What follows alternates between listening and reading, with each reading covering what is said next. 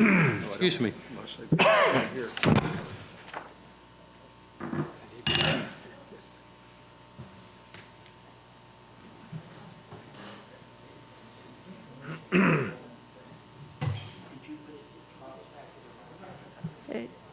Gina had it.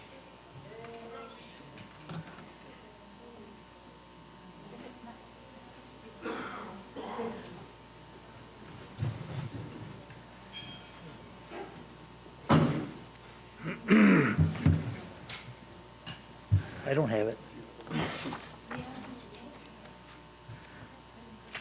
Time to start? She comes back, I guess.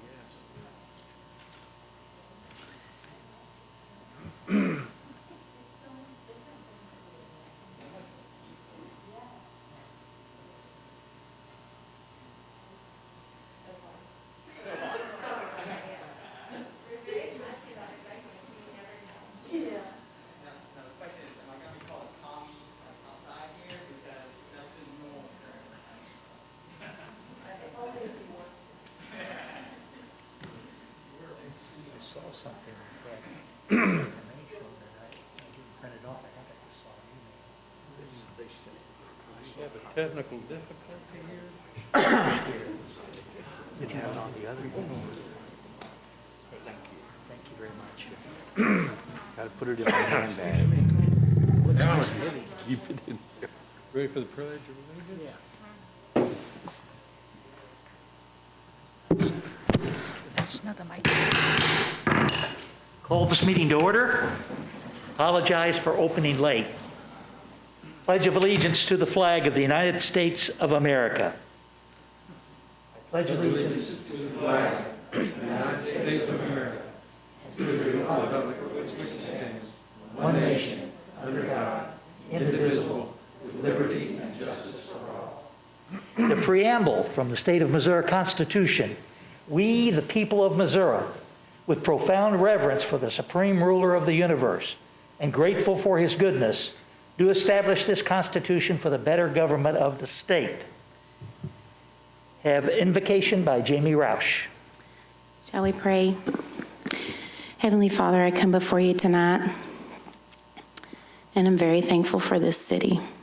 I thank you for what we stand for. I thank you for the aldermen, for the mayor, for the leaders of our city. And Father, I just ask that you'd bless them, that you'd give them wisdom, and that we all here tonight understand and realize what the true purpose, what we are really trying to accomplish tonight is for your glory, for the betterment of our citizens. And Father in heaven, I just thank you so much for salvation, for who you are, for your death on the cross, and most importantly, for your grace that you bestow on all of us. I love you, Lord. In Jesus' name, amen. Jamie. Do the roll call, Madam Clerk. McConnell, Whitus, Here. Simmons, Here. Akers, Here. Gaines, Here. Milton, Here. Seaver. Here. Your Honor, you have a quorum. Thank you. At this point in time, we've got some special recognition. I think this is the last meeting that Alderman McConnell could have come to. And so we're going to make his presentation at this time. And when I ask the president of the board, Mr. Bob Simmons, to read the accolades. Since Mr. McConnell isn't here, I assume it will be okay for me to do it from here? Yeah. Okay, thank you.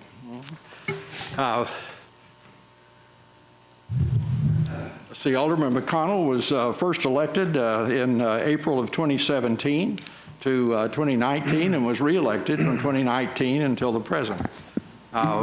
He served on the Capital Improvements Committee from 6/20 to 4/20/21, or would have been to 4/20/21. He served on the Human Resources Committee. Prior to being elected to the Board of Aldermen, Kevin served as a citizen member from June of 16 to April of 17. Once he was elected to the Board of Aldermen, he served as an alderman representative from May of 17 until April of 18 and was reappointed until the present time. He was on the Planning Commission from May of 2017 to April of 2018. He was a Chamber of Commerce representative from April 2018 to April 2019. And he was on the Transportation Development District, or TDD Board, from August of 2017 to April of 2020. Now, it takes a lot of time, and particularly from a young person and a working person, to serve in this position. And Mr. McConnell put in that time, and we certainly appreciate that. And we want to honor him with this rather impressive little statue here that I think anyone would be proud to have. And since that's the only payment we get, why, I hope he will proudly display that, because he certainly earned it. Thank you. Thank you, Mr. Simmons. At this time, the floor is open for any alderman to make any comments. The floor would have been open for Alderman McConnell if he were here to speak to. We're to enter the public comment section of our meeting. Just remind you about speaker decorum tonight. We have, I don't know, I think we only have one person speaking, so we shouldn't have to worry about a long process, or other than we will adhere to the 5-minute time limit. And if there's additional questions that would want to come from the alderman, we can ask questions. We just ask you to please give your name, your address, and any affiliation that you might be speaking on behalf of. At this time, Madam Clerk, do we have someone to speak? Our speaker tonight is Richard White.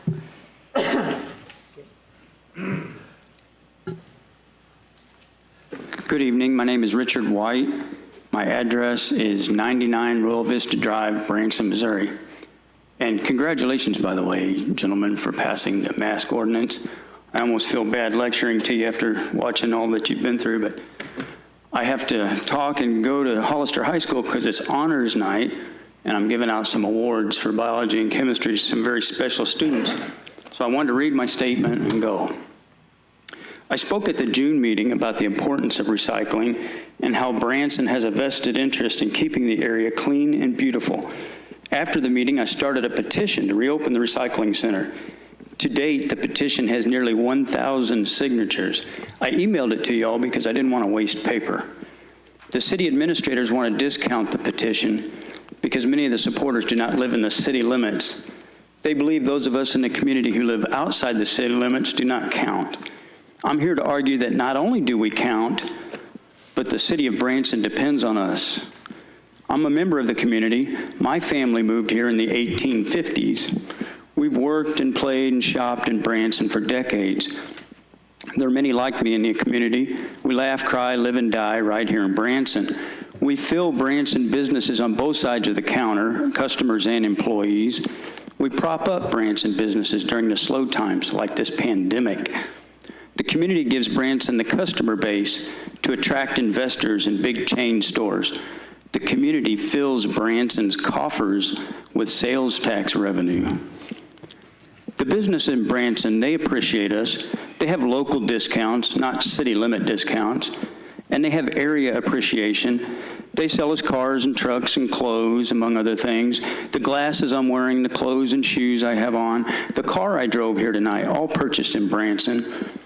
We have procedures done at the community hospital, our teeth cleaned at the dental office. We buy our groceries and so much more right here in Branson. The city of Branson would be a shell of what it is today without the outlying community. We are Branson business's most loyal customers and supporters. The Branson Recycling Center was built and equipped using grant money intended to benefit the entire community.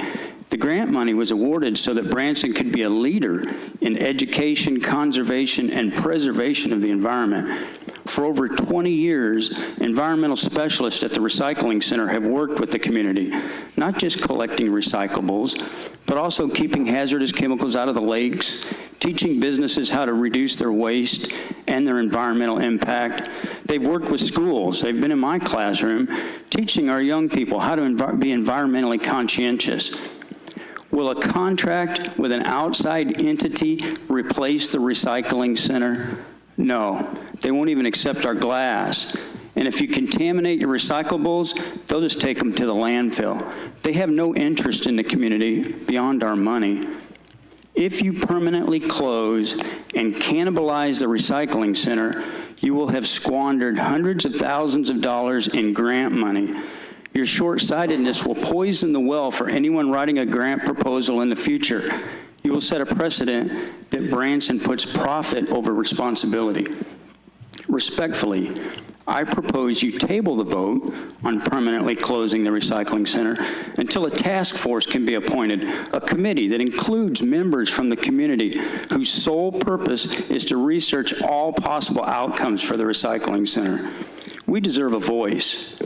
There must be alternatives other than selling the equipment or forcing the citizens of Branson to pay for everybody else. There's got to be something better than either of those. Let's see if we can find them. Thank you.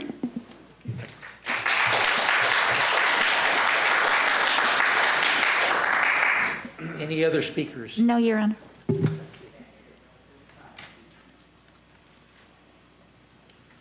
It's quite a change just to have one person speaking. Don't know what to do. Okay. Are there any members of the audience that would like anything on the consent agenda to be put down to ask additional questions or comments? Any aldermen wish to bring anything down from the consent agenda? Yes, Mayor, I'd like to pull down items 9 and 10.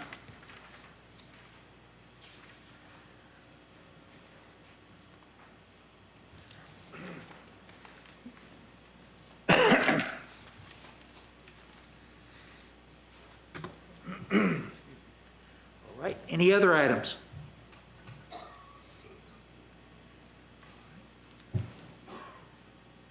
Madam Clerk, if you would read the consent agenda as now applicable. Your Honor, the items on the consent agenda are as follows. Approval of the Board of Aldermen minutes of the July 14, 2020 regular meeting. Acknowledge receipt of minutes of the Human Resources Committee meeting of February 19, 2020. Budget and Finance and Capital Improvement Committee joint meeting of May 28, 2020. Advisory Park Board meeting of June 16, 2020.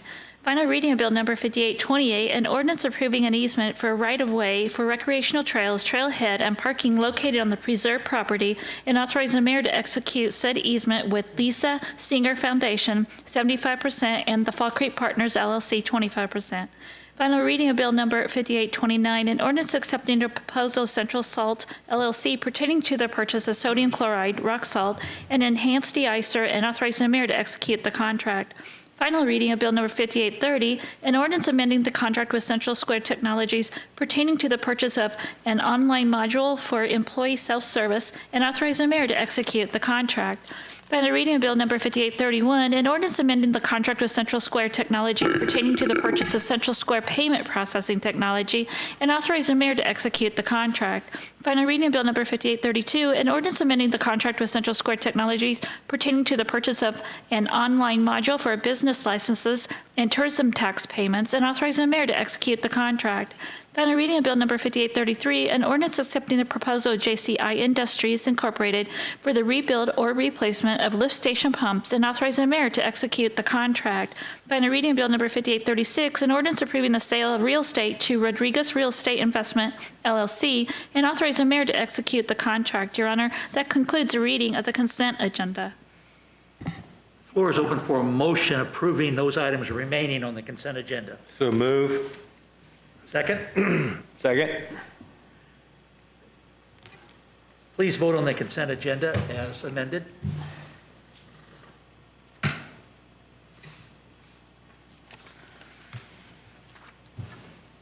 Result of the vote is yes, 5, which means all 5 aldermen present voted yes.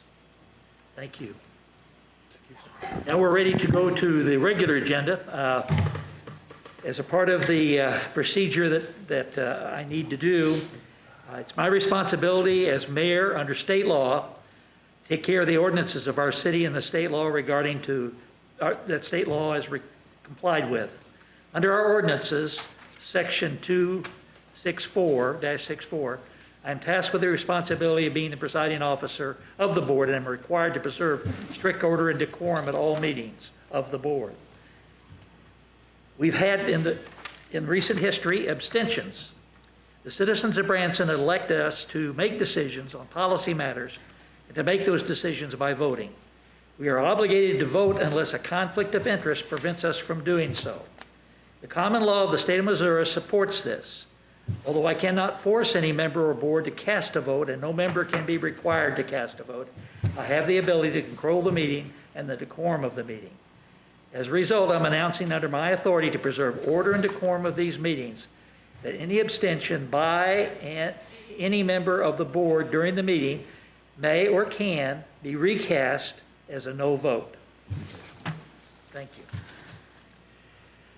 We now have a new number, I guess we would go with number 9 first? Yes, Your Honor. Your Honor, this is the final reading of Bill Number 5834, an ordinance amending Section 2-136 of the Branson Municipal Code pertaining to dealings with employees by board or mayor. Are we going to have a staff report from Chris Lebeck? I'm just here ready to answer questions, Mr. Mayor.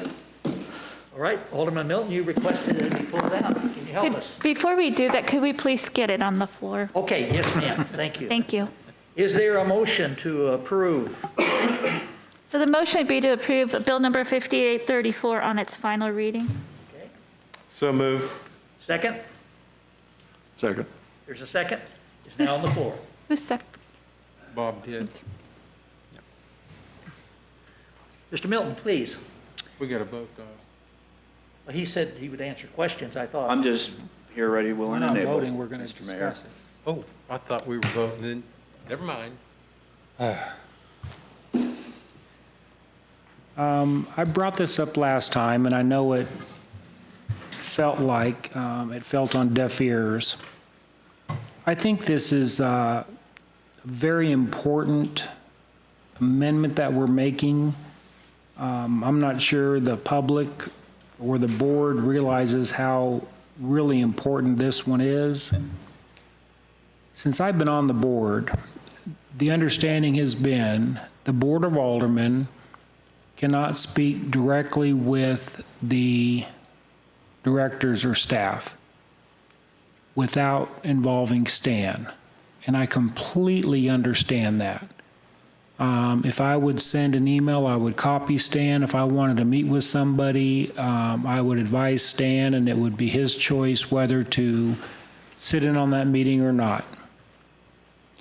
That by itself, I thought, was restrictive, because I thought a healthy government, if I wanted to ask a director a question, I thought it was healthier that an alderman could do that. However, I've abided by the rules until this came along. What this simply says is the alderman cannot speak to a director or any staff unless it's during a committee meeting or during this Board of Aldermen meeting. So when you read that, what it tells me is if I'm not on a committee with any of the directors, which the only director I'm on a committee with is our finance director, and during our agenda, there's no place for aldermen to ask directors questions, it's silencing the aldermen from communicating with city staff. And I don't know, the world I live in, I think restricting communication is an unhealthy form of government. So if this passes, and I have a question for Keith or any director that I'm not on a committee with, this clearly says, unless it's a committee meeting or a board of aldermen meeting, I can't talk to Keith. I understand the importance that Stan is our CEO. He runs this place. and the staff should only take directions from Stan. And that's the way it needs to be, right? You can't have too many chefs in a kitchen. So I fully support that. I just think we're taking a step backwards, and a yes vote on this bill clearly says we want to not only stifle communication from the aldermen to the city staff, but we want to omit it. We want to prohibit it. And for the life of me, I have no idea why we're approving this.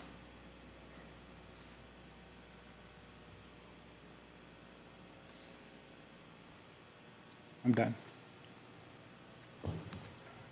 Any questions of Chris? Just make a statement. In my short 67 years, I've interacted in Jacksonville, Little Rock, Pine Bluff, Springfield, and Hot Springs, and they've had the same policy. I did not read it that Larry couldn't communicate. He would communicate with Stan first, am I right? And then he could give him okay, and that would stop aldermen giving orders directly to department heads or employees that they went through Stan. And that's the way I understood this. And I hope that was a proper interpretation. It's a fair interpretation, Alderman. If you read it word for word, is that what it really says? Because what it did say was, except for the purpose of inquiry, the board and its members shall deal with the employees solely through the city administrator. And neither the board nor the members nor the mayor shall give orders to any city employee except the city administrator, either publicly or privately. That sentence, the way I just read it, is the way it's written today, and that's what makes sense to me. But we're striking out for the purpose, we're striking out the purpose of. So it now reads, except for inquiry, during board or committee meetings, the board and its members shall deal with the employees solely through the city administrator, and neither the board nor the members, blah, blah, blah. So could you explain what the intent is of why? I know you defined the word inquiry. You went through Webster's and defined inquiry. But what's the intent and what's the purpose of changing this language? The purpose is exactly what Alderman Skanes alluded to, Alderman. Quite simply, as it's worded right now, it says, except for inquiry, the board and its members shall deal with the employees solely through the city administrator, okay? The word inquiry, again, I'm going to go back to the definition, is a term of art. That's during a formal meeting such as this. The goal here is to clean this language up so that it has the meaning that Alderman Skanes suggests, which is, involving the city administrator. As a board, you sit in a unique fourth-class municipality where we have a city manager, and direction of employees, questions to employees, request of employees under that form of government should go through the city manager. And that's just the law. And that's what this accomplishes. So that if there's questions of individual employees, the city manager is involved. That's all the goal is here, essentially. Isn't that what the language said prior to this change? No. Yes and no. The problem is it has been misread because it's not clear. This clarifies the language so that it's clear that that is what this is trying to accomplish. People have misinterpreted the word inquiry and except for purposes of inquiry with regards to this section. Again, this is just simply a cleanup of, as I think Alderman Simmons used the term semantics during the last hearing. It's a cleanup of the semantics so that it's clear that the chain of command through the city administration office is respected by the mayor, by the board, and by the employees. Would you share who misinterpreted the word inquiry?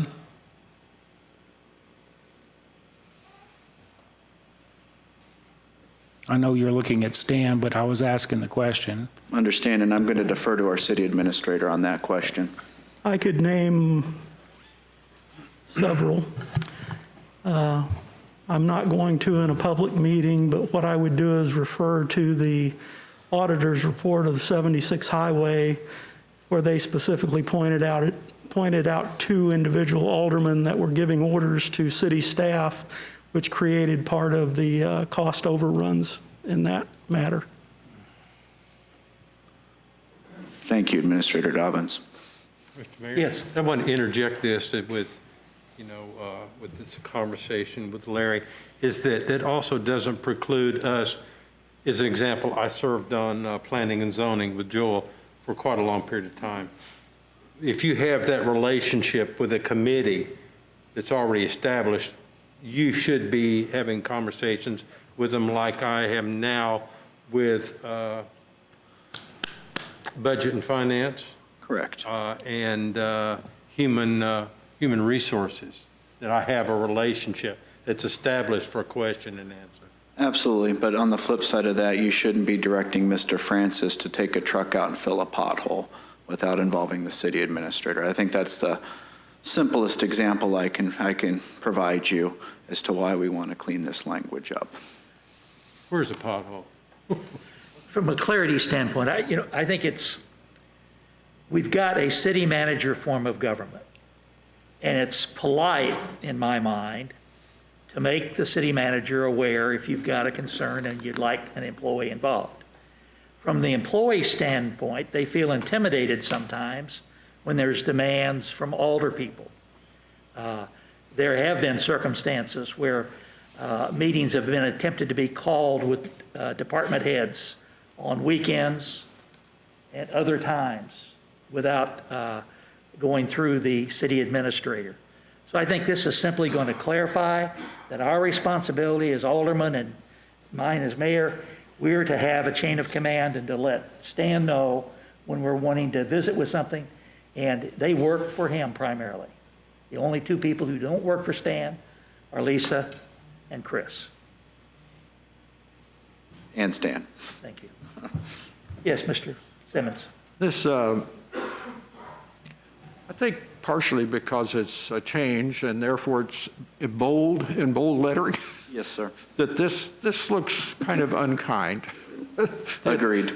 By saying you can't inquire of any of the employees except during those meetings or going through the administrator. But in effect, that's what it means. If I want to ask one of the employees of recycling about the recycling program, I should be going through the city administrator. He should tell me either to go talk to them myself, or he should do it, or he should get my question answered, but it should go through him. Is that correct? Yeah, or at the very least, I think you used the example last time, CCing the city administrator on that request. Again, it's an informational situation here, Alderman, in the sense of if the city administrator is tasked by this board, and it has been by ordinance to manage the affairs of the city, then the city administrator should be aware when an individual alderman or not a quorum of the board, because if it was a quorum of the board making the request, then it would be essentially a meeting, make a request of an employee. Now, it doesn't in any way restrict our ability to ask questions. No. Or to get answers. No, and that's not the intent here. Again, you are the legislative body of the city of Branson, and it's your absolute right to seek and find information. If you remember from our training, we even talked about the idea that you can actually summon people and summon records to this body under a subpoena. You have that power. So again, this ordinance is not written in a way to usurp that power that's set out by state law. Thank you. Any other comments from Alderman? Yeah. So Chris, it could be as simple as that, just copying Stan, and then Stan's either going to give it the thumbs up, or he may call him and have a discussion before he proceeds, he or she, however it would be. Alderman C., you're exactly correct. Stan just actually literally did the thumbs up behind you just now when you said that. Okay. Are you ready to vote? Your Honor, we might ask if there's anybody in the audience that would like to speak. Okay, yeah, that's right. I don't have my script, do I? Is there anyone in the audience would like to discuss this? Sensing that you're ready to vote, please vote.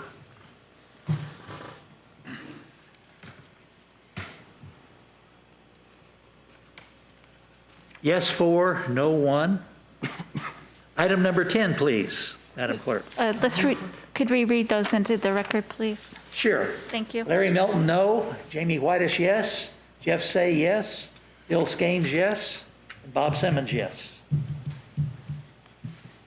She doesn't just like to hear my voice. I'm supposed to do that, and I didn't remember, so she helped me out. So thank you, Lisa.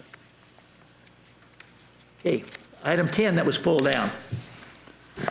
Your Honor, this is the final reading of Bill Number 5835, an ordinance amending Section 2-77 of the Branson Municipal Code pertaining to abstentions. All right.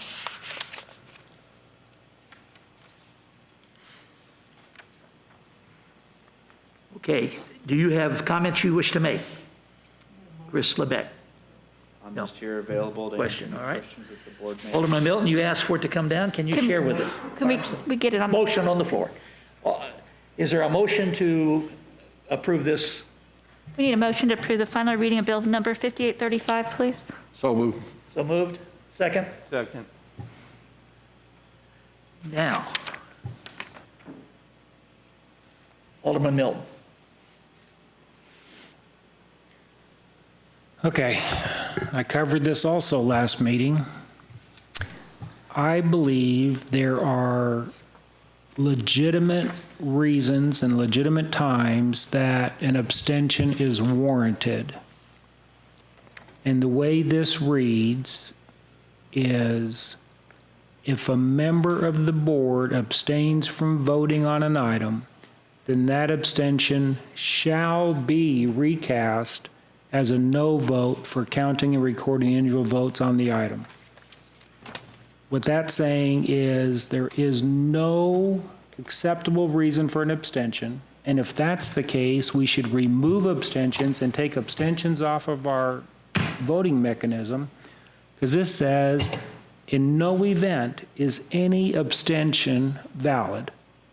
I want to remind you, whatever it was a month ago, question came up about library.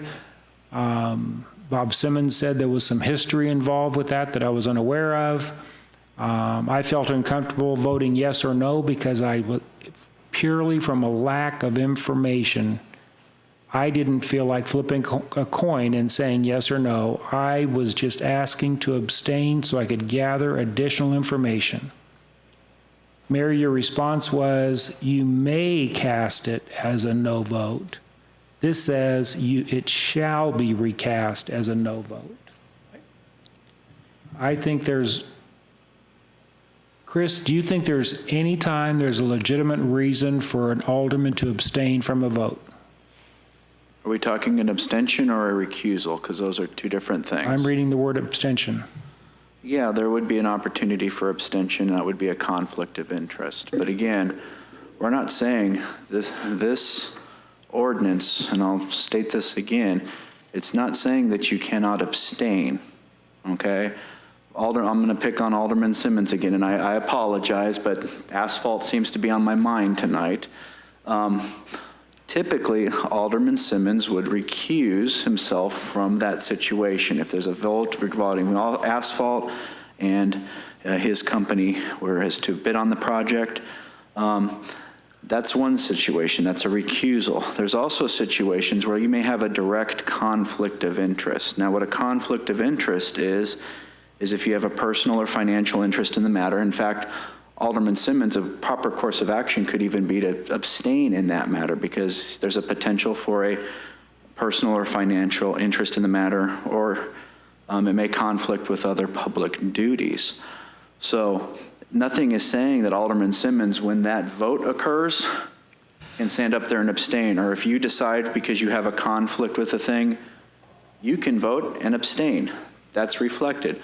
But what also becomes reflected is that as a matter of the order of the operations of that voting process, that abstention then was recorded as an abstention, then gets recast as a no vote. Again, why? I think that's the big question, because the abstention was being used in this jurisdiction as a weapon, okay, to take away tough issues from statutory authority that allows the mayor to break a tie, okay? This change has been drafted under advice from the Missouri Municipal League and also under the advice, and we can argue about that, Alderman Milton, of outside counsel, independent outside counsel, but it's been fully vetted. MML has told us that this is ultimately the best practice for taking away what is called the strategic abstention, whereas instead of having Mayor Akers have to read every single meeting, that I think it's 2 or 3 paragraphs where we talk about decorum. So that's the goal here. Nothing in this ordinance says you can't abstain. It'll still reflect as an abstention on the vote. It's just simply re-recorded as a no. And under the law, that's permissible. Any other comments? Chris, why was it not working the way it was? I mean, if it's the mayor's prerogative, really, if you say shall, or what do you say can, if the mayor can do that, if he feels it's being used that way, he could count it as a no vote. However, if it's a normal abstention because of a conflict of interest or something obvious, why would it not be more efficient to just let that go ahead and count as an abstention, as long as it didn't interfere with the quorum or some other reason to count the vote? That's a valid statement. I agree with you, Alderman Simmons, that is one vehicle to do this. And I'm not suggesting that one is better over the other. We are being advised that the best practice is, when we want to do this, to codify it into our code book so that it's clear, not just for the board members sitting today, but again, we all may, years come, may move along and may decide to do something better. I saw a funny Facebook comment recently with regards to face coverings, how they hope the city attorney has better aspirations than this, than sitting through an 8-hour meeting. Same applies to the board, you know, in the sense that we don't know who's going to be here from 5 years from now or 7 years from now, but if this is going to be a practice in this community, it may be better to put it on the books and make it a permanent fixture. Now, with that being said, I respect what you're saying, Alderman, and one alternative is we could build discretion into the ordinance if we want to. Instead of making it a shall or making it a always, you can give that deference to the mayor and allow the mayor to make that decision. I'm more than happy if the board is more comfortable with that approach, coming back to the board with a different alternative. But again, it's written under that guidance, and that's why we're here today. Would it be as simple as changing the word shall to may? Yes. Oh, go ahead. Go ahead, Lisa. Please help me. You have to put I think you have to give permission to the mayor to do that. Yeah, so you would say, I'm looking at the language right now. Right now it says under B, if a member of the board abstains from voting on an item, then the abstentions may be recast as a no vote for counting and recording of the individual votes on the item, and then we would maybe add the tail by the mayor. Okay, so if we added those 4 words, that would codify that power is vested in the mayor, that ability is here, but it's not a matter of practice on every single vote. And we can do that one of 2 ways. I can bring this back before the board again, or if we feel comfortable, we can amend it in. We seem to be getting pretty good at that lately. I got a question. Good. So if you make any of these changes, will that still preclude him from having to read the 3 paragraphs if you reword it? Like you would have to clarify it before every meeting? I think if we have this on the books, that the mayor has that power as a may, it would save us and create an efficiency where we wouldn't have to listen to Mayor Akers say the same thing over and over again. Gotcha, thanks. Just a comment from me. You know, it's not really convenient from my standpoint that I have the power to decide whether a conflict of interest is a conflict of interest. And because conflict of interest is defined by statute, it's defined by law. And so me having that ability is not a big trip for me. But I think it's important that we try to set the guidelines. We've had arguments over what is a conflict of interest. We've seen that on this dais before. We've had discussions, but then I'm having to make a decision of whether it's a conflict of interest or not when I decide to may or can do that. So I'd rather have it clear so that you, future mayors, don't have that same responsibility.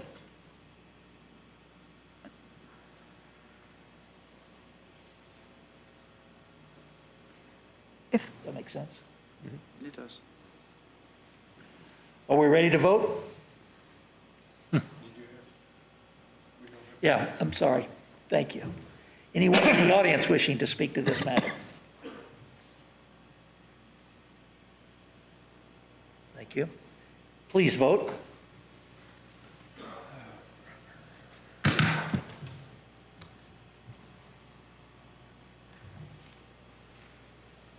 Yes, 4, no, 1.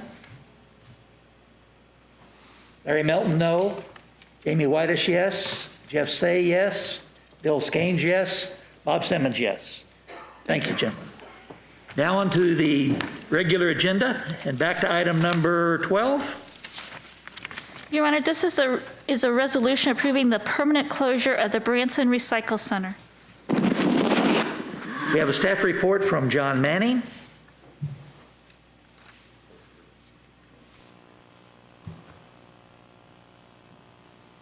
Good evening, Mr. Mayor and members of the board. On June 18, 2020, we brought the Recycle Center to your study session. We're here tonight to take it to the next step by providing 3 courses of action, along with a recommendation, and then execute whatever decision you provide us. As you know, we first started looking into this problem during last year's priority-based budgeting process, as it is not a mission-essential function of the city and competes with private industry. While we were looking into this issue, people kept asking me why I was talking about China. I realized that many people were unaware that over half of the plastic and much of the paper that people assumed was being recycled was previously going into container ships and being sold to China. This started occurring around the 1990s when China was desperate for raw materials. China did not have a very good environmental control program, so a large portion of that recycled, quote, recycled material was not only waste, but often pollution. One University of Georgia study in 2015 found that 1.3 million to 3.5 million metric tons of plastic flowed into the ocean from the Chinese coast each year, and much of that was sold to China. The next question people would ask me is why I kept talking about the Chinese sword. Again, a simple lack of awareness that in 2018, China stopped importing our recycling trash as part of their national sword policy, which caused what many headlines highlighted as the death of recycling. A quick internet search provides you the status of the decline of the recycle industry. Cities like ours all around the country continue to eliminate the recycling programs, and mostly for all the same reasons. Late last year in Farmington, Missouri, a town a little larger than ours in southeast Missouri, the city council unanimously approved the closing of the recycle center due to increased cost, the problem caused recyclable items, and the use of the center by non-residents. Fredericktown, Missouri is another example of a Missouri town who closed their recycle center last year. Interestingly, the majority of the complaints they received were from people outside the city. Another Missouri city manager provided me the following. I'm amazed that you have been able to maintain this long without closing your doors. Our council was all on board with closing. Some of them didn't want to, but they know it had to be done. At the time we closed last year, it was on the news every day that different cities and towns were having to close, so they knew their time was coming. I highlight these points simply to say that the issue is not all about the city of Branson resident taxpayer dollars or about COVID protection. It is also to highlight that the concept itself is simply not what we once thought it was. With that said, there is a monetary issue. And as you know, at this time, with COVID and our finances, we need to be extra prudent on where we are spending the dollars of our Branson residents. Over time, we became aware of the overall global state of recycling and even more aware of the abuse occurring regarding our free of charge service. Excuse me. While not free for our residents, it was free for everyone else. We realized that not just citizens outside of Branson, not just Tawney or Stone counties, even citizens from a neighboring state were using our center on a routine basis. And not just citizens, but businesses and organizations such as the Taney County government, Hollister Schools, Stone County Courthouse, and Indian Point Recreation Area. And while we are not charging anyone to use the center, the citizens of Branson were paying for it not once, but notionally twice, since they pay through their taxes for themselves to use it, and they were also paying for others to use it. Interestingly, an individual who resides outside the city limits provided a petition of 500 names to keep the city of Branson Recycling Center open. The petition shows the following breakdown of where these 500 citizens live and pay local taxes. 349 were in Missouri, 151 in states other than Missouri. The high numbers are from Arkansas, California, Florida, Illinois, Kansas, Massachusetts, North Carolina, Oklahoma, Pennsylvania, and Texas. Of the 349 Missouri signatures, 173 listed Branson as their city, but we were not able to confirm all live within the city limits. I point this out because the lowest common denominator power and authority in the United States government system is the basic city. Similar to the COVID-19 issue, regardless of federal, state, or county decisions, the ultimate responsibility for the health and welfare of citizens within the 3 wards and city boundaries of Branson lies within the decision-making power of this board. Similar to our recent Board of Aldermen training, there may be a variety of what I called areas of interest, but at the end of every meeting, the board's focus is on its area of responsibility and operations, which is within the city boundaries of Branson, the residents, taxpayers, and voters of Branson. As we were participating in our priority-based budgeting training this past month, along with going through the priority-based budgeting process with the budget and capital committees, I was reminded of the very basics of the concept or purpose of priority-based budgeting. What must grow? What can we reduce? And what can we eliminate based upon the mission, essential functions, and tasks of a city government? The training further reminded us to assess whether or not the services we provide are inherently governmental or could be accompanied by private industry. We use these to help come up with our courses of action. Additionally, a key aspect to any of our courses of action, they must be feasible, meaning that our goals and actions can be achieved with the resources we have.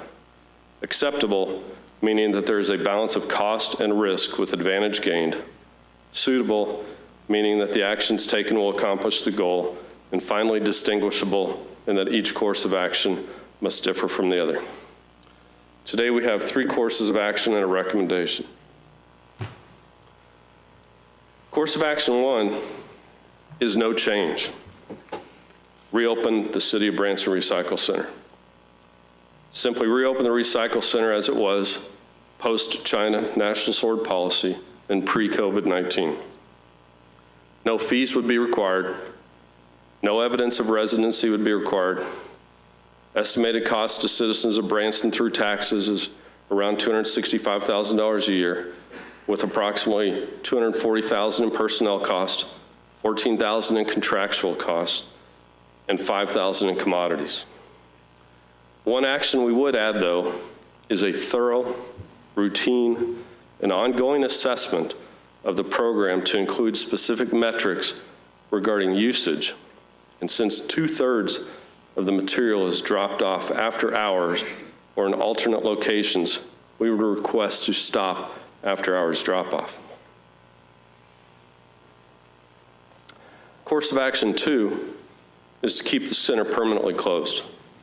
We simply would not reopen the center. We would sell off the equipment. We would permanently reassign the personnel. Estimated cost to the citizens of Branson is obviously 0 since it's closed. Estimated time to execute that course of action, 0 days with the exception of selling off the equipment. Course of action 3 is to reopen the center, but with a focus on decreasing the expenditure revenue gap. We would reopen the center with requirements to include adding personnel and equipment to weigh recycling trash, confirm residency, and charge for usage. This chart highlights the estimated initial cost to the citizens of Branson through taxes, which is estimated at about $300,000. The estimated annual cost to citizens of Branson through taxes could be in the area of $500,000. With that said, though, our goal for this course of action is to reduce the expense revenue gap. To do this, we would charge usage fees with the goal of capturing 90% of the annual cost to the taxpayer. Further, we would charge Branson residents less for the direct use of this facility. As you can guess, we struggled with including a course of action to keep it open while greatly reducing the expenditure gap. A quick analysis pointed out that we would need additional personnel to run the recycle center, manage payment, conduct address verification, perform computer operations, etc. We would have significant upfront costs to physically reset the operation for scales, computers, etc. And at the end of the day, we would still be in the situation that much of what is considered to be recycled is not. To quote Adam Minter, a leading author on the state of recycling around the world for the last 2 decades, without supply and demand of raw materials, recycling is nothing more than a meaningless exercise in glorifying garbage. Additionally, the goal of recouping 90% of the cost may include a significant usage fee. Bottom line, a course of action to keep the center open did not fully meet the rules of feasible, acceptable, and suitable. As we continue to strive to be the best possible stewards for the 11,000 citizens who live in the city limits of Branson, our priority-based budgeting process is a prime decision-making tool in that we can assess the requirements of the city, the essential missions and functions of the city against cost and benefit, and then rack and stack the programs and functions. The Recycle Center falls well short of this benchmark as a priority program or function of the city. This provides an opportunity to shift those resources into programs that do meet our requirements and goals. Staff recommends course of action 2, permanently close the Recycle Center, and we are ready to execute any decision you give us. Get this on the floor. Can I have a motion adopting this?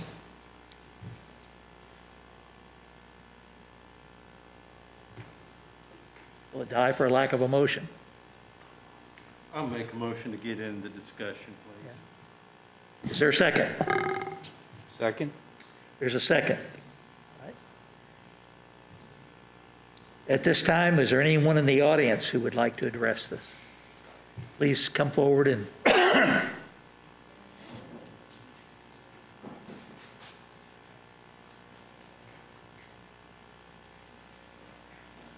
Hi, I'm Lainey Richards. I live at 265 Bus Street, Branson, Missouri. I don't usually speak. I let Audrey do the speaking, but I really care about recycling. I feel like it's a moral obligation that we have to help the planet that we live in and that we just have to contribute. I feel like if I have to pay to recycle, it's just kind of like a money scheme. And I understand business and I understand that you have to make a profit and the city of Branson wants to make money and all that, but in order for, I guess, our ecosystem to keep surviving, we need to really focus and invest in recycling, and I just don't understand why we would have this going on. I feel like tourism, if they want to recycle, I keep seeing people from California, Georgia, everywhere. I'm over it because of COVID, but that's a whole other story. It's just really frustrating that if you don't see that tourism want to invest in our city, because it's just, they love coming here, they love the lakes, they love seeing shows, they love going to Solar City, and I feel like I'm tired of seeing trash along the streets, and I just feel that the recycling, staying open with our tax dollars is beneficial. So I see that this I don't know, option 2 and option 3 I'm not for, but option 1 for it.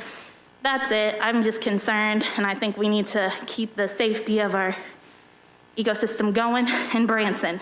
Okay, There you go. thank you. Appreciate you wiping that down for us. For sure. Sorry for the noise.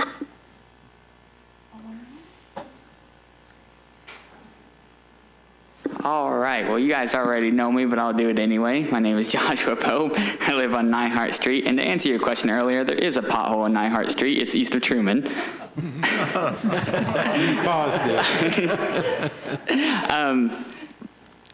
But I feel like it's important that we keep our recycling center open. I lived in England for 6 months. They have a mandatory recycling there. They have a doorstep pickup. Every household has a trash bag. Every household has a recycling bag. They have 2 trash cans. They set it out on a certain day of the week for trash and a certain day of the week for recycling. And every citizen does it because they care about their environment.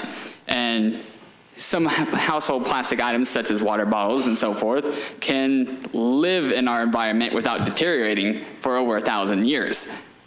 It's only a matter of time before that catches up with us.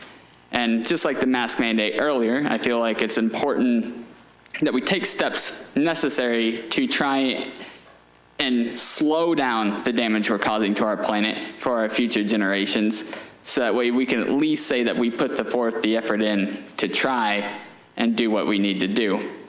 If you ask me, I feel like we need to, instead of trying to shut down the recycling center, I think we need to try and make an effort to educate our citizens on the benefits of recycling, on the process of doing so, on the proper materials and what you can discard and what you can't.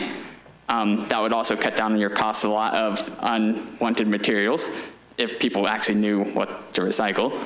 I know that's a long shot because we saw how hard it was to get people to put a piece of cloth on their face. So trying to sort their garbage, I'm sure is going to go well too. But I just feel like it's very important from my experience from being in other countries around the world that we take the appropriate action, that we need to do our part and try and halt damage to our planet and make sure that Branson and the lakes here are beautiful for all of our tourists to come and our grandchildren to live at. Thank you, guys.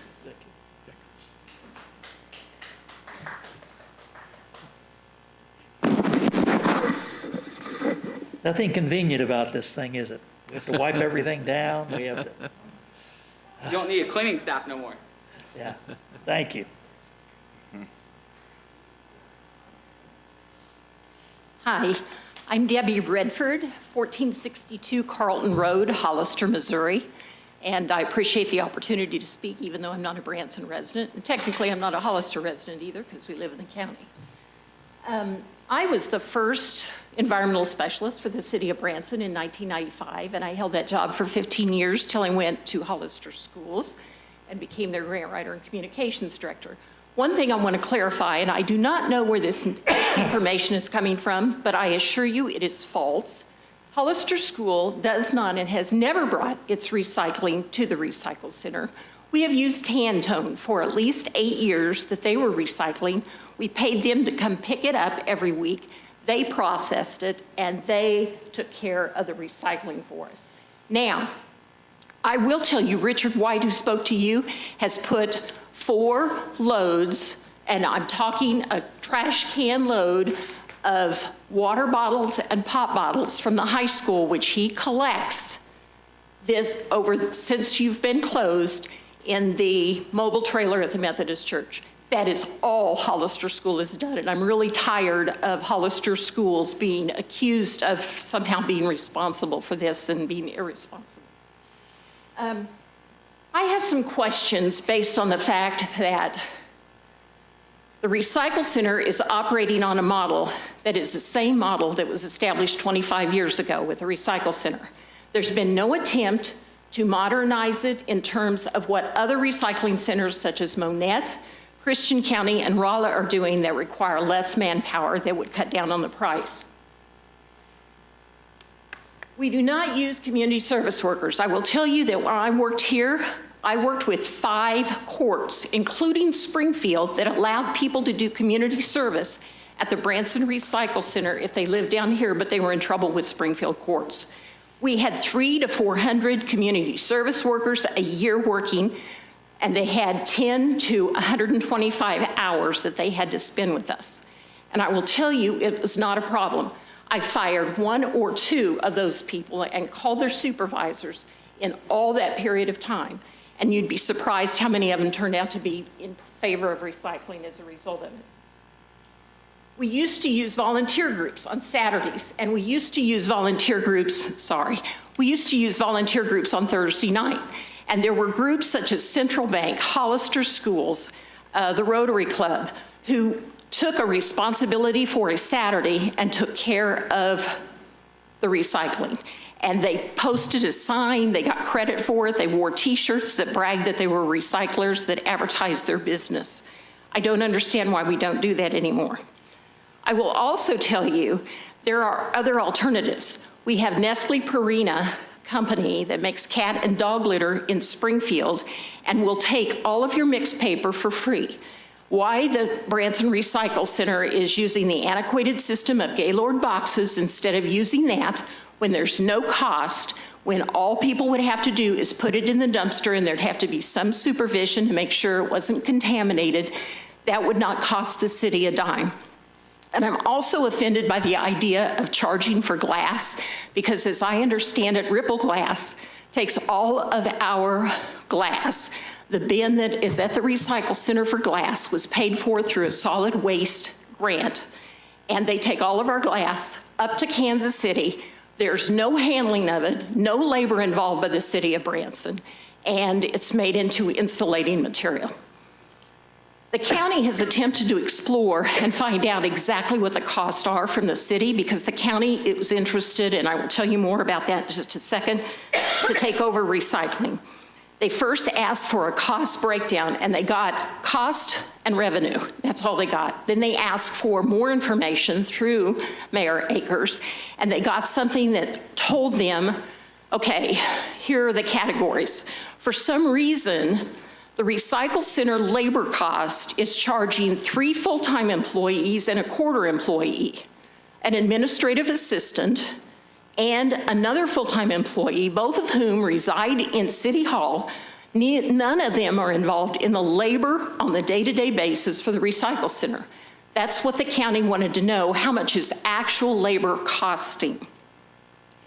I will tell you that the State Recycling Convention is in September, and it will be here, and it would be very embarrassing for Branson to say, after all these years, we don't recycle anymore. What a terrible black mark on the city in terms of an insult to the rest of the state. Branson led the state in water quality issues. We had the first wastewater treatment plant to remove phosphorus to protect lakes and streams. Branson led the state in recycling initiatives for partnering with small communities to make it possible for those small communities to recycle, because they could not afford to hire personnel and to buy equipment and to set up, such as Indian Point, to set up a recycle center. So that's why it's done that way. The final thing I want to point out to you, and I think this is very important, the county is willing to take it over. The county, I will repeat that, county government, and I'm speaking for county tonight, I spoke to them last Monday. There will be a county commission meeting next Monday at 9 o'clock where they will have it on their agenda to discuss, and I believe they're going to pass a motion to set up a committee to figure out how they can take over recycling and do it in an efficient manner. If they can get accurate figures from the city of Branson and cooperation from the city of Branson in terms of setting it up. I will tell you, and your city manager knows this, and I think the aldermen know this, every piece of equipment at the Branson Recycle Center was paid for by grant money through the Solid Waste District. And even though after 5 years, there's no lien on it and it belongs to the city, I've talked to the Solid Waste District planner and she has talked to DNR. And both of them will send very strong letters to the city if they attempt to sell that equipment someplace else, because the money was allocated for recycling in this area. And that would be, well, that would be another black eye. I think that's everything. Debbie, thank you. Okay. And I appreciate the opportunity to speak. Thank you.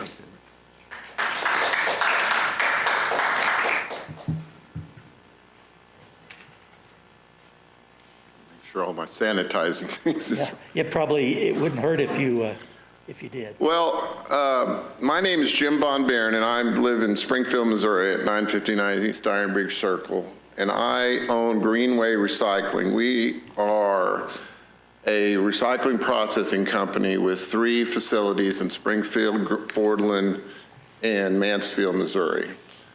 We are the company that gets the materials from Branson now, who has the contract with the city. I've been in the business for 24 years, and I really want to try to keep the emotions out of this, but all the stuff that was said is just not true. I sell 3,000 tons of material a month. I don't have any problem selling any of my material. It is true, in 2018, China did pass an Environmental Protection Act, but all that did was tell the United States, the stuff that you send to China has to be cleaner. So what did China do? They came to the United States and started buying up paper mills all over the east side of the state that were shuttered.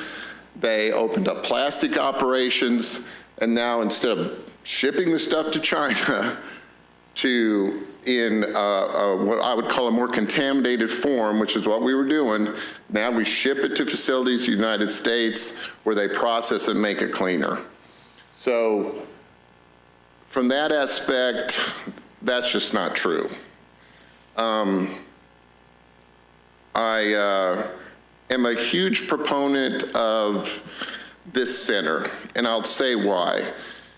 I've been doing business here for years, and regardless of what anybody says, the Branson Recycling Center and the Christian County Recycling Center are the 2 most efficient run centers that I've ever seen.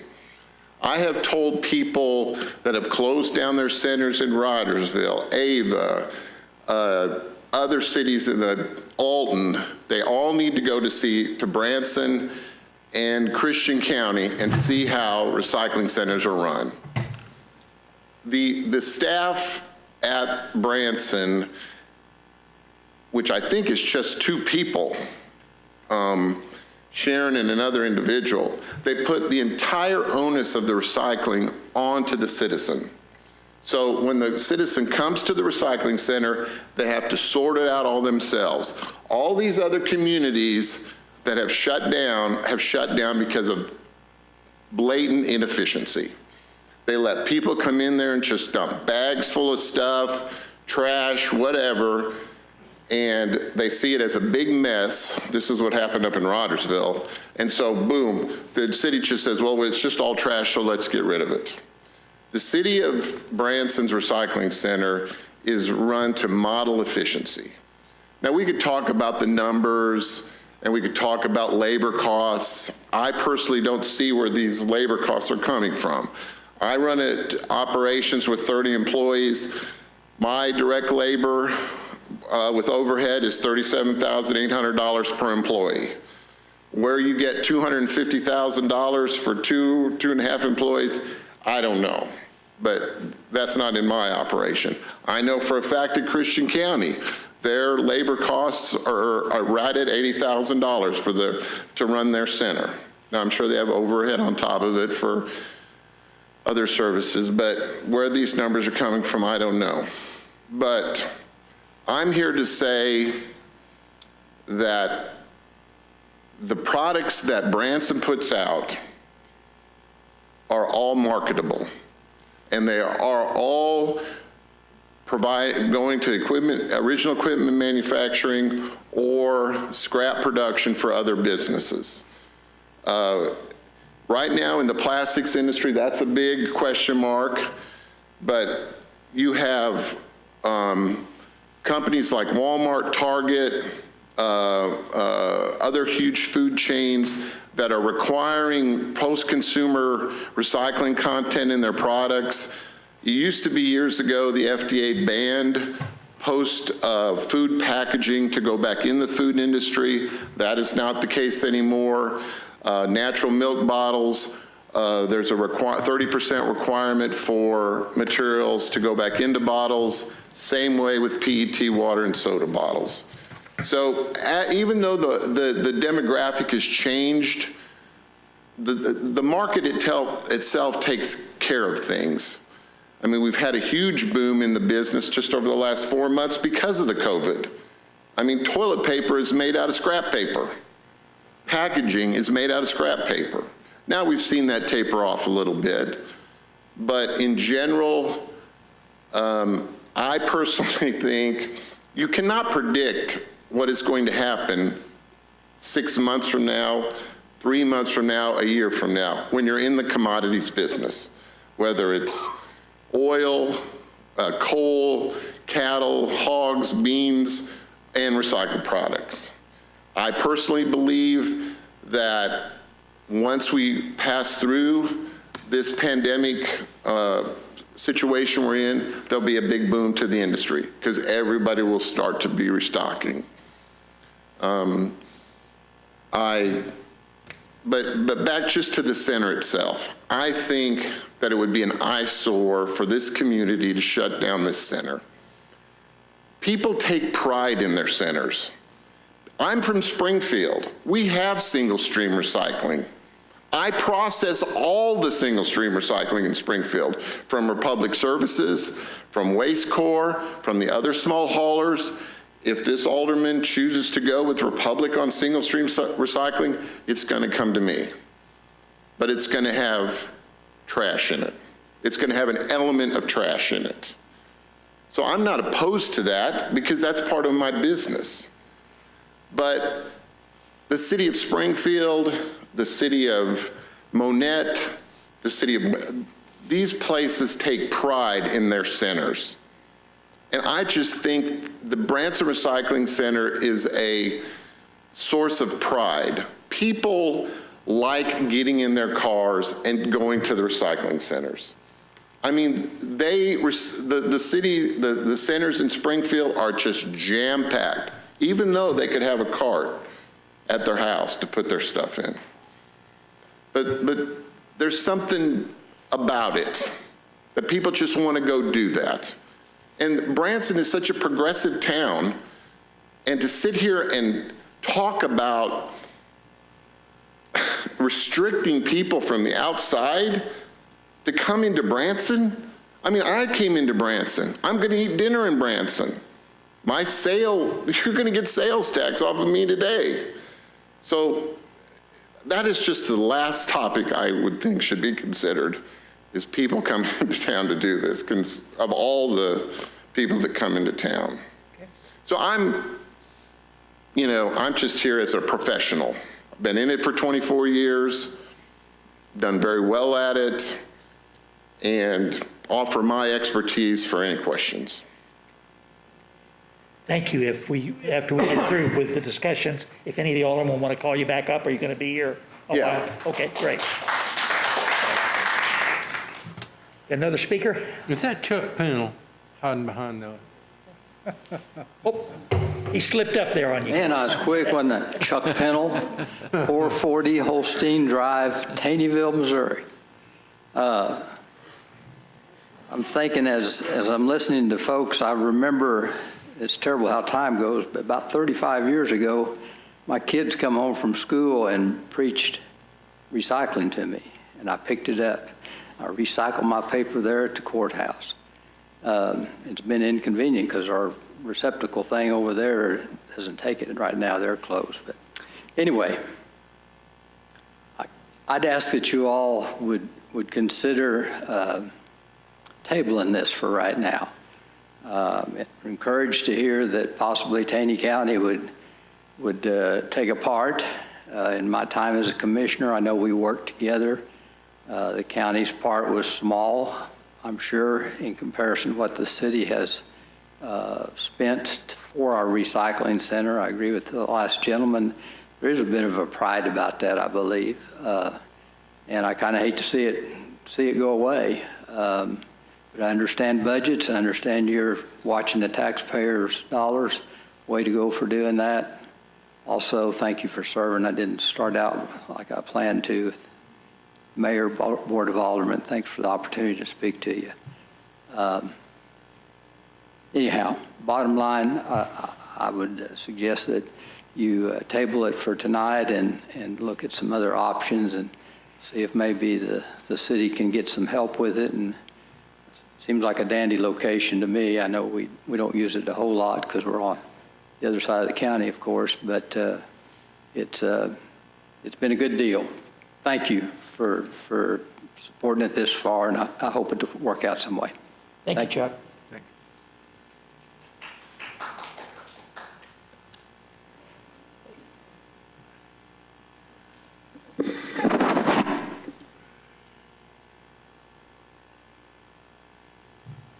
We may have to hire you full-time. You're doing such a good job at that.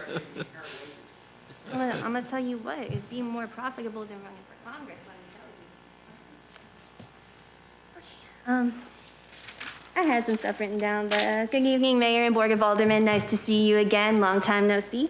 You need to give your name and address. It's Audrey Richards, and I live on Buzz Street here in Branson. Just a little quick background on me. My dad actually worked for the Corps of Engineers at Table Rock Lake when I was younger, so I have a very intense appreciation for the nature and beauty of Branson because it's where we spent a lot of time, and I enjoy the lake. So I would really like to keep the recycling center open for that reason, because I think it is a really good resource for us, and it keeps some of the trash off of our roads, and it keeps people invested in the whole notion of ecology and conservation. So that's good. But I also want to talk to you about tourism and how the recycling center kind of impacts that. Because essentially your marketing, according to like the CVB and stuff, actually hits on two demographics that I am a part of. Number one, millennials, because y'all have tried to start targeting them to get them to come to the area. And number two, people in Washington, D.C., where I know you guys spend a substantial amount of marketing dollars. And that's where the bulk of my friends are who aren't here in the area. So I would just like to point out that Branson's been in the news recently for a lot of not great things. And so whenever you go onto Facebook or you go on and you're watching the news, Branson kind of looks a little bad. And what I said earlier today is true, that my friends are kind of like, this is not what we thought it was. And I'm here to stand up and say it's not. What has been presented in the national media is not who we are. But Alderman Milsing, you mentioned earlier about the headlines, right? Well, I think that if the headline, if you guys close the recycling center, what the headline is going to be is that basically Branson keeps racist shop open and closes recycle center. That's what it's going to be, and that's how you're going to look to the public. The recycling center is important, and I agree with our previous speakers. There is a certain sense of pride that we take in going to recycle these things. And I definitely don't think it should be restricted to people within like the city limits. I think that's kind of actually offensive to our outlying communities. So yeah, that's all I really have to say, and thank you for your time. Thank you, Adrian.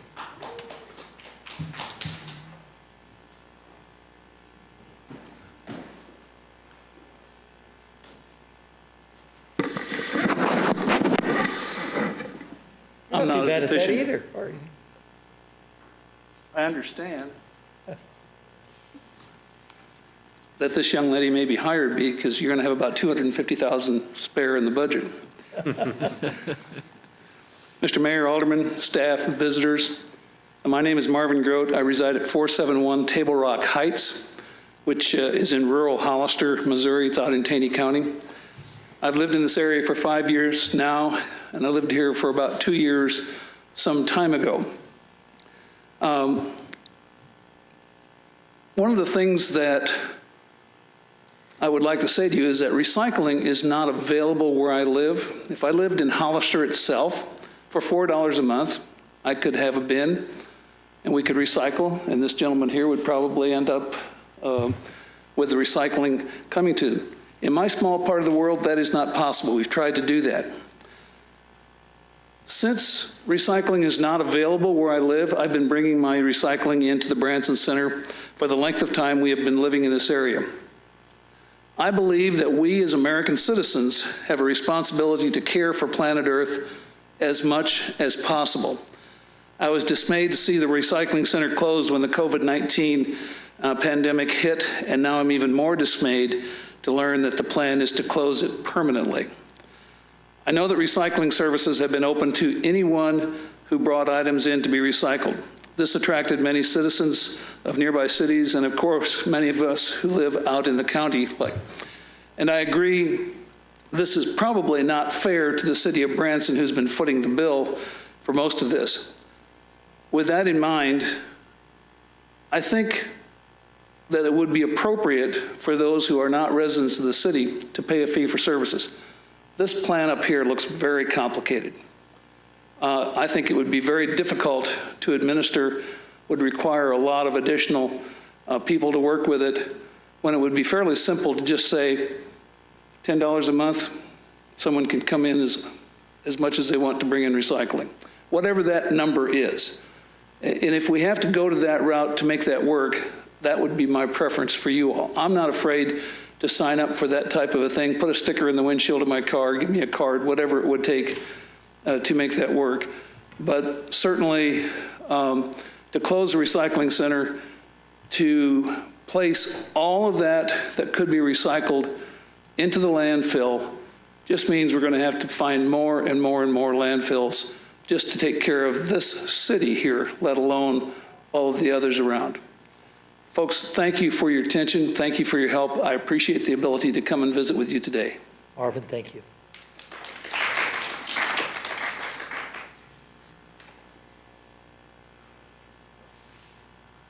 That's all right.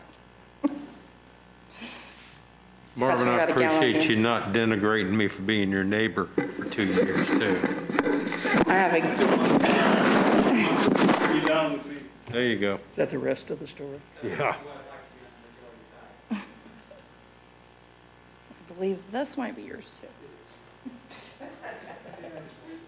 That's all right. I'm gonna get set up here really quick, and I know your guys' time has been monopolized by a lot of different topics, and I do appreciate the time to come here. And I just want to say that as a community that basically feeds into the Branson area, you know, it's very important that you do take the time to listen to those of us that live outside of the community but do feed into the tax base here. So I appreciate your time. We need to have your name and address, though, enter the system. All right? My name is Karina Branson Jones. I am a Stone County resident. Yes, it is Branson is the name. I come here as the board chair for Earthwise Recycling Center located in Reed Spring, Missouri. I will take this off for a moment. We are a nonprofit volunteer-based recycling center that opened in 2012. We opened as a collaboration between the Reed Spring School District, Silver Dollar City, several other local businesses, and community members to service a lack of recycling in our community. I do want to add that I own 2 small businesses, as well as I serve on my city's park board. I'm the park board chair. So I understand the value of priority-based budgeting. I understand that there's only a finite amount of money that you have to work with, and you need to make the best of what you do have. So I appreciate the balance between the cost and the benefit of these services. I am very, very passionate about recycling and environmental stewardship. A lot of what has been commented here has eliminated a lot of my information, but I do want to thank Debbie and Jim both because they bring a lot of expertise to this topic. And I feel like there really is no way to quantify the value that they bring with their opinion to this. So on the topic of MORA, which is the Missouri Recycling Association, that is going to be here in Branson this year in September. I am a former award recipient for the Nonprofit Recycling Center award for, I believe it was 2018. and I am a speaker at the Moore Conference this year. So I am very excited to have that here in our community. On a normal basis, it would draw a lot of money into the area through hotels, restaurants, and things like that. So to touch on what kind of Jim and Debbie touched on, my whole point of really getting involved in this is based on the news article from the Branson Tri-Lakes News, where I read about the potential closure. It prompted me to watch the video from the study session, and I was struck a little bit about some of the things that were presented in there, that there was quite a bit of lack of information and potentially some misinformation that was presented. And as I believe every single one of you here are business people, and you all have been very successful in your lives in those endeavors. I know Mr. Alderman Whitus, you're with Tanger, right? You have implemented electric car charging stations as well as recycling within the Tanger Outlet Mall. And that is based on a business move, not just what is going to be the bottom dollar. And I'm not that familiar with the rest of your guys' endeavors, but I do know from what I understand is that you all have been very successful in that. So you do understand that there's a cost-benefit analysis in this. But one of the things that struck me, and as Debbie had kind of mentioned, is I felt like Stone County was thrown out of the bus a little bit in that presentation. So I did want to clarify a few things with that, in that the items in the recycling material that's brought to the Branson Recycling Center from outside entities is actual revenue for your recycling center. So, for example, the Stone County Courthouse brings their cardboard on their own, through their own staff. They haul it, they unload it. And cardboard right now is probably, and Jim might be able to correct me, but is probably, due to quantity and market value, the most profitable commodity that we have. So to say that people bringing materials that are non-residents and are outside organizations is costing the taxpayers money, that's actually completely false. They are actually bringing you revenue. And so I had emailed you guys a lot of this information today so that it would be a little bit easier to wrap your brain around, but I had spoke to Alderman Milton, and I said, the point is would you open a business in the Branson city limits and only sell or service Branson residents? Would not be a very good business model, would it? So it's the same thing with the recycling center. These people are actually taking their time, like Jim said, to bring you a commodity and a revenue that is helping to offset that cost to operate your recycling center. The other thing is that I did want to point out, as far as the market, I know Jim touched a lot on this and he is well more versed than I am in this, but the city council or the city administrator's name is escaping me. Mr. Manning. Mr. Manning's presentation was that basically the market is dead, and that's just not, that's completely false. From the plastics recycling publication of July 2019 stated that the plastic market is optimistic and the overseas import restriction fallout has been exaggerated. It says that, quote, suggested the fallout has been exaggerated in certain forums. He pointed to media reports of widespread recycling program closures. The Recycling Partnership is researching programs across the country to determine the true scope of shutdowns that have occurred. Out of literally thousands we have looked at, we found 50 around the country, and I'm sure they're talking about larger operations. And they have been small. It is originally 53, but 3 of those restarted operations. Monthly recovered material prices indicate PET and HDPE containers in particular have experienced fairly little price fluctuation as of late. And then on a personal note, I also own a construction company, and my husband had to order some composite decking for a customer. He was told it was on back order because they did not have enough manufacturing product from these recycled materials. So there is a high demand for these recycling materials, as well as the other traditionally high-demand items like tin, aluminum, and cardboard. Another came from the Business Insider, which is July 28th, 2020, which was actually released today. The Grandview Research Incorporated, from their report, that the global market is valued at $434.6 billion in 2019 and is estimated to register a compound annual growth rate of 3.2% from 2020 to 2017. The global market is expected to witness significant growth over the forecast period owing to rising product demand from the packaging, electrical and electronics, and medical and pharmaceutical end-use industries. So that I would like to point out that trying to use this motivation as a reason to close your operation, which has just top notch, and we use it as a model even at our own facility. Let's see, I'm trying to jump over a lot of stuff that Jim had covered. Secondly, I would like to address the financial side of the recycling center. One thing that struck me in Mr. Manning's presentation was that it was well over $250,000 in expenditures. By my calculations from his own information that was presented, that the personnel and operations expenditures were $239,153.66 in 2019, with revenue of $13,862.53. That is a total cost of $225,291.13, which is $25,000 less than the $250,000 amount that has been stated. It would be beneficial to know exactly what amount of these costs are personnel versus operations. And one of the things that also struck me is that if, based on the options that are presented here, even with closing the operations at the recycling center, you are not gaining that $250,000 back in whole.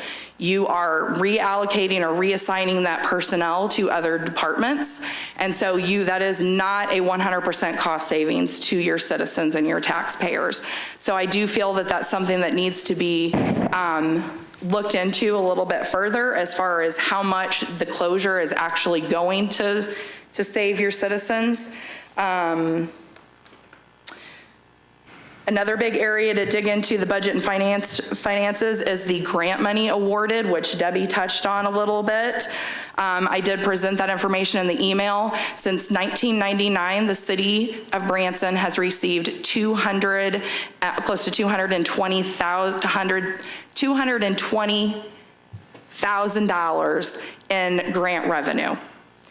Where is that money showing on your expenditures as far as your budget for the recycling center? Just in the last 6 years, you guys have received $64,000 in grant revenue.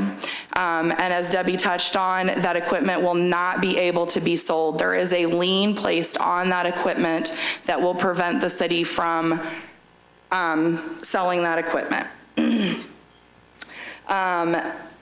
So I would be curious to see, because those grants do run on a reimbursement basis, so the city is required to expend those funds before they get reimbursed from the Department of Natural Resources. So how is that money getting accounted for on your budget? Is that money getting allocated, the revenue from the reimbursement getting allocated back to your revenue on your recycling center budget?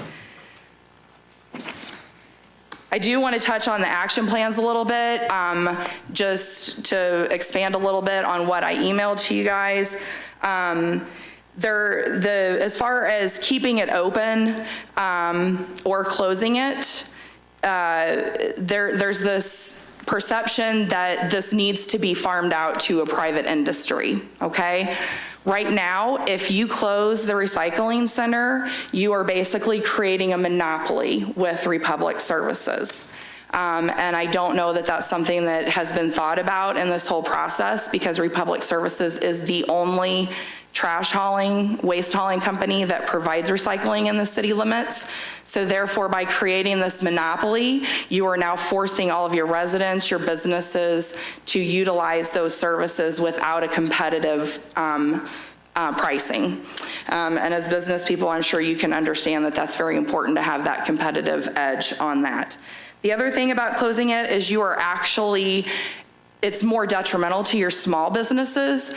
At Earthwise Recycling Center, we find that we have a large portion of small businesses that utilize our services because they don't want the expense of having a large bin set for their business when they have such a small volume. So they will actually bring that in and utilize our services so that they can actually save on costs. So you have to think about what that's going to do to your small businesses that they're now having to incur additional costs.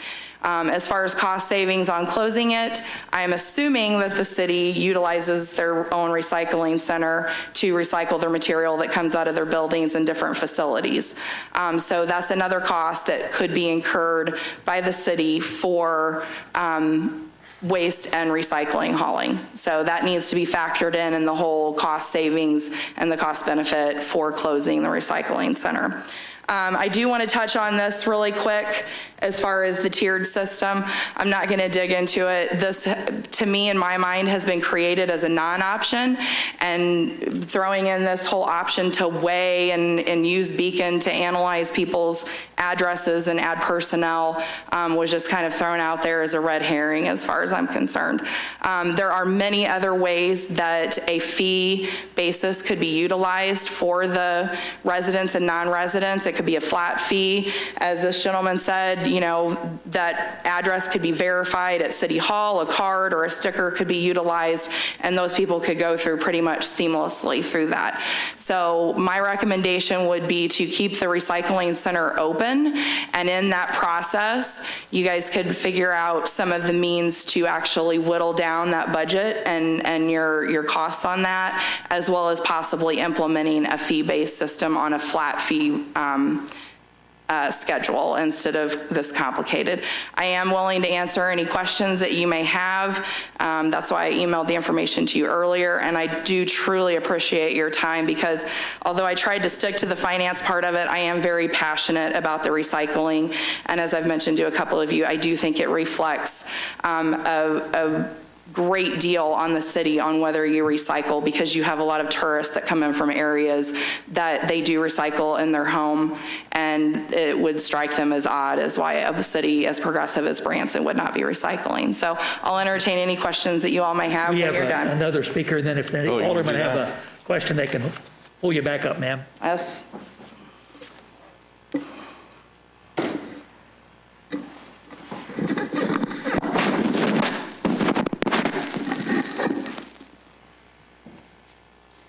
Thank you. Thank you. It's the cleanest podium in town. It is, I tell you. I'll start having to hold these meetings at my house. That's funny.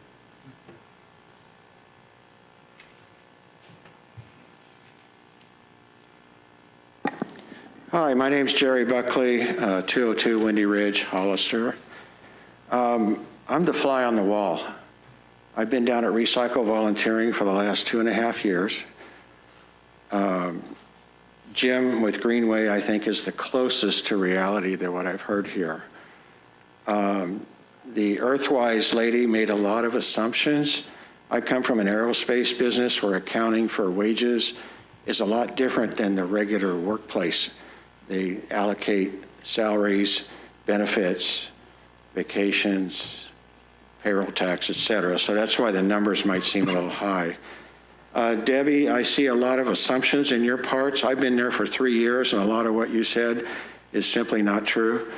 A lot of what you said is true. With the county, I'm just blessed that you're working on that, and I pray that it's true. Mona has worked with the county and the supervisors for years, and they've just thrown her out. The thing with the paper recycling with the, I forgot the name of the company in Springfield, for paper, they refused to return her call. So Stan knows she's gone to District N, and it's just been a real heartbreak. I'm on the Mora Planning Committee for the Recycle Conference coming up in September. And yeah, it's very, very concerning that if we close the recycle, it's going to send a wrong message. But on that point, I'm going to go to John's assessment. Number 3, I think, was just not doable. It's just too complicated. I am on your capital committee, and I understand we can't afford that fund of money to run this thing either. All the cities have dropped out. I've gone and toured the Christian County facility, the Bentonville facility, the Monette facility, and I'll tell you, we have the finest people and the finest facilities and capability I've ever seen. One thing I've noticed with the court volunteers, they've started falling off a little bit because the work is hard, it's tedious, and they found other ways to do what they have to do. So with that said, the machines, with the grants, there's no overhead. That was one of the big concerns for District M and Joplin and Springfield. They use their grant money for salaries and trucks, and we don't. Our people pay for all of that. The only grant money is for the latest one was a trailer that we set up at the Methodist Church. The other balers that are down at the facility are quite old, and they were old when they were donated, and their quite useful life is coming to an end. So selling that equipment would almost be for scrap. They're not much usable anymore. So anyway, I'd like to volunteer for your committee if this is postponed. I think all of John's assumptions are very clear, and I think that the public's assumptions are very clear. We have a real dichotomy here, and it's just real difficult. We're in a very low period of resource costing, like cardboard, and came back. Plastic is still down around 10, 15 cents a pound. And it takes a ton of labor to get that plastic suitable that he can take. Like he said, we make it clean here. About 15% to 20% is trash, and it has to be hand picked out before he gets it at Greenway. So anyway, I just wanted to share with you, this is a tough one. It's really tough. The money isn't there right now. It may not come back for a long time. So if you want to not cancel it tonight and want to postpone it, I do volunteer to be on that committee. I have 30 years of recycled experience. So thank you for your time. Thank you, Jerry. Thanks, Jerry. Yeah.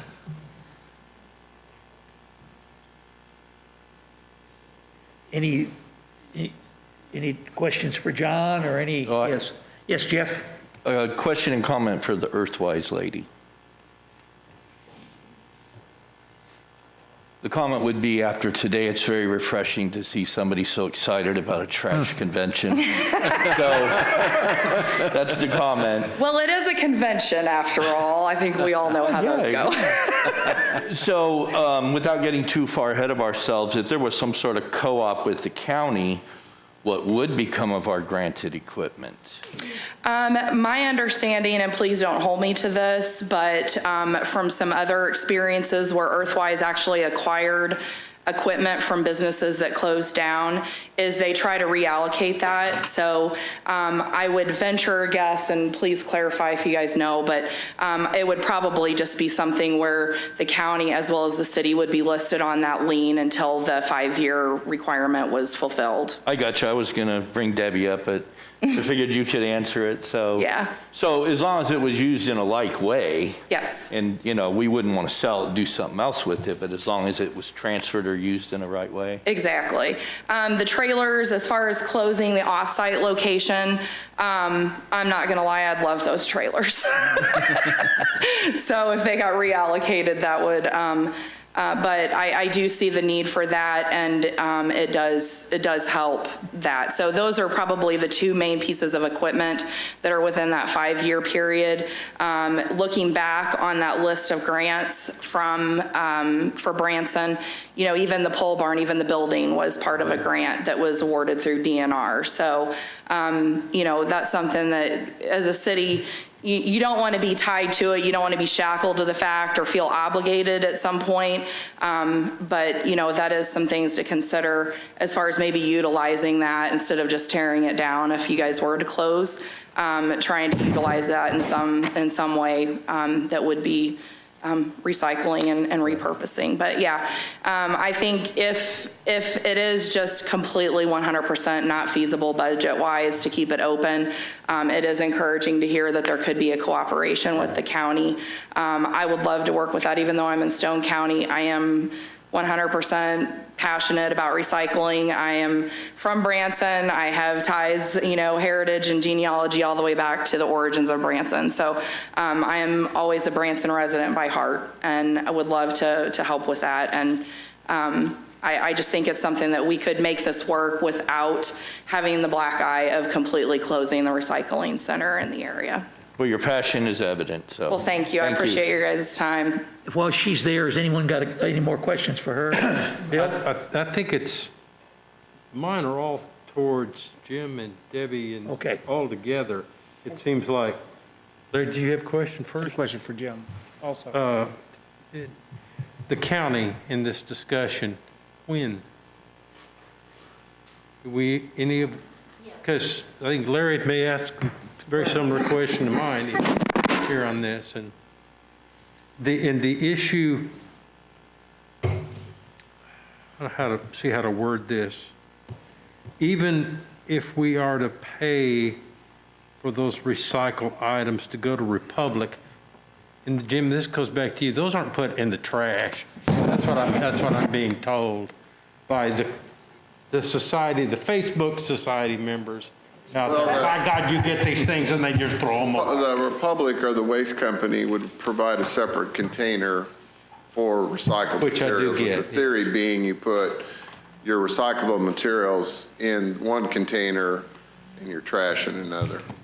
I get that already, but I'm just asking, the stuff that's done, submitted from Republic goes to you, that's recycled, it doesn't go to the dump. That's what I'm trying to clear up. No, right now we process 175 to 200 tons of recyclables a month from Republic alone. Then there's Waste Corps and other ones, and we get it from a lot of, that's just one sector of my business. Okay. I mean, we are primarily a commercial company. We service municipalities, we did sheltered workshops, but we use, our main business line is commercial companies, like we service the Kraft plant, Bass Pro Distribution, O'Reilly, big businesses and small businesses. So. Okay, thank you for that answer. Jim, I had a couple questions for you. And I got lost a little bit. You said that like cardboard and some of these commodities are selling well. There's a demand. Well, they're selling better. And admittedly, 2019 was the worst year in 25 years of my business. I mean, it was a horrible year. And the COVID thing really helped the business. But we have low fuel prices, which affects plastic. I mean, PET bottles, the water bottle you're drinking out of has a petroleum product in it. Natural gas affects the polyethylene market, which is colored plastic and milk jugs, mainly colored plastic. So we have depressed fuel prices, which brings the price of the pellets or the virgin material way down. And what we're seeing now in the business is that there's a private sector requirement being put on companies to provide plastics that have a percentage of recycled content. So what we suspect that we're going to see, we're already seeing that in the natural plastic markets, which is the natural milk bottle. The price is huge on natural milk bottles. It was huge. It was the biggest I'd ever seen it at the beginning of the year, and it's big again because of this post-consumer content requirement. We're going to see that in the PET industry, which is the soda and the water bottle industry too. And we're now seeing more. I mean, this carpet is made out of recycled plastic. So we're going to see more and more of that because, you know, companies are becoming more environmentally conscious and into sustainability. You know, Nike, Under Armour, clothes are being made out of PET. These companies drive these industries, and they want to see more recycled content in their packaging and in their product line. Okay. There was a couple times, Jim, that you said that you referred to a couple things that you heard that were just not true. Well, the China sword thing, while it is true and it has not killed the business. It has only shifted the business back domestically. I mean, the biggest paper mill in the world was just built in Monterrey, Mexico. It can produce it's going to chew up 3,000 tons a day of cardboard. And there was mills on the East Coast that the Chinese just, as soon as the sword hit, they came in the United States and bought these paper mills up. Because now they're getting the paper there. There's a huge mill in Wickliffe, Kentucky. Another 2,000 tons a day kind of mill. It's run by Nine Dragons, which is a Chinese company. They're going to get the paper there. They're going to process and pulp the paper, dry the paper, and send the pulped paper to China. And the thought that the Chinese are not buying our products is just not true. I mean, cardboard and other materials are going to China. They just want it cleaner. Yeah. Now, right now, we're in we got a fight going on in Washington over with the Chinese trade policy. So now they're bucking up and saying, oh, we don't want your stuff. Yeah. So Jim, I think what I'm hearing, I think what you're recommending is that we table this and give this another look. Yes, I would be glad to serve on a committee to talk about it.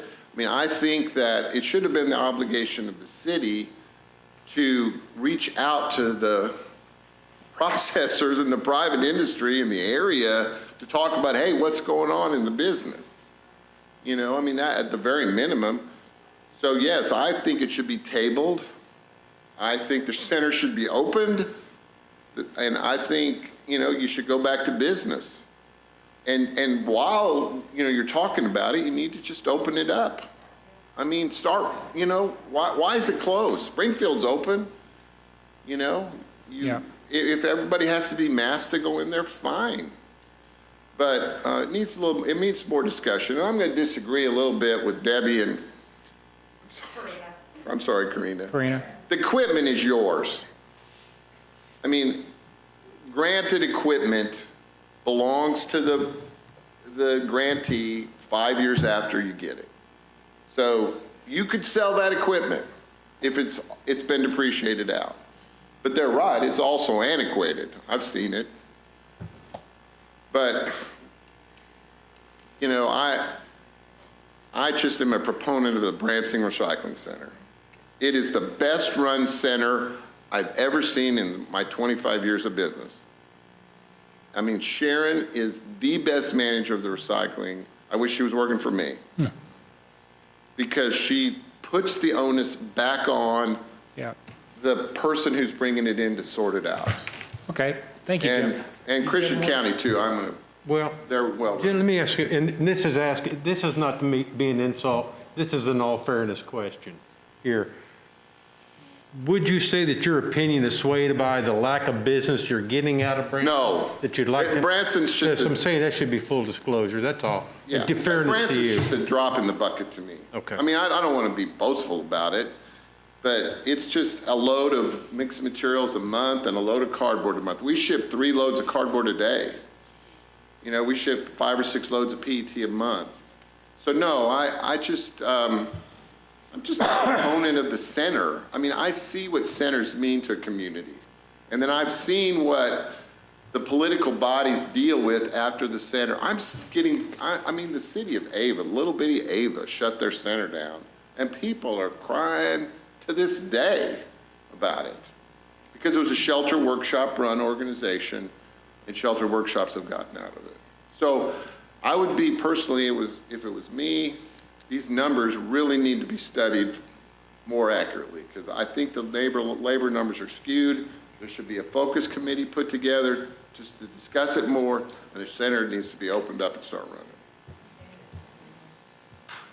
Anything else? Thank you, John. Thank you, yeah, thank you. Alderman, we've had a motion and a second, but there can be a motion brought up to postpone.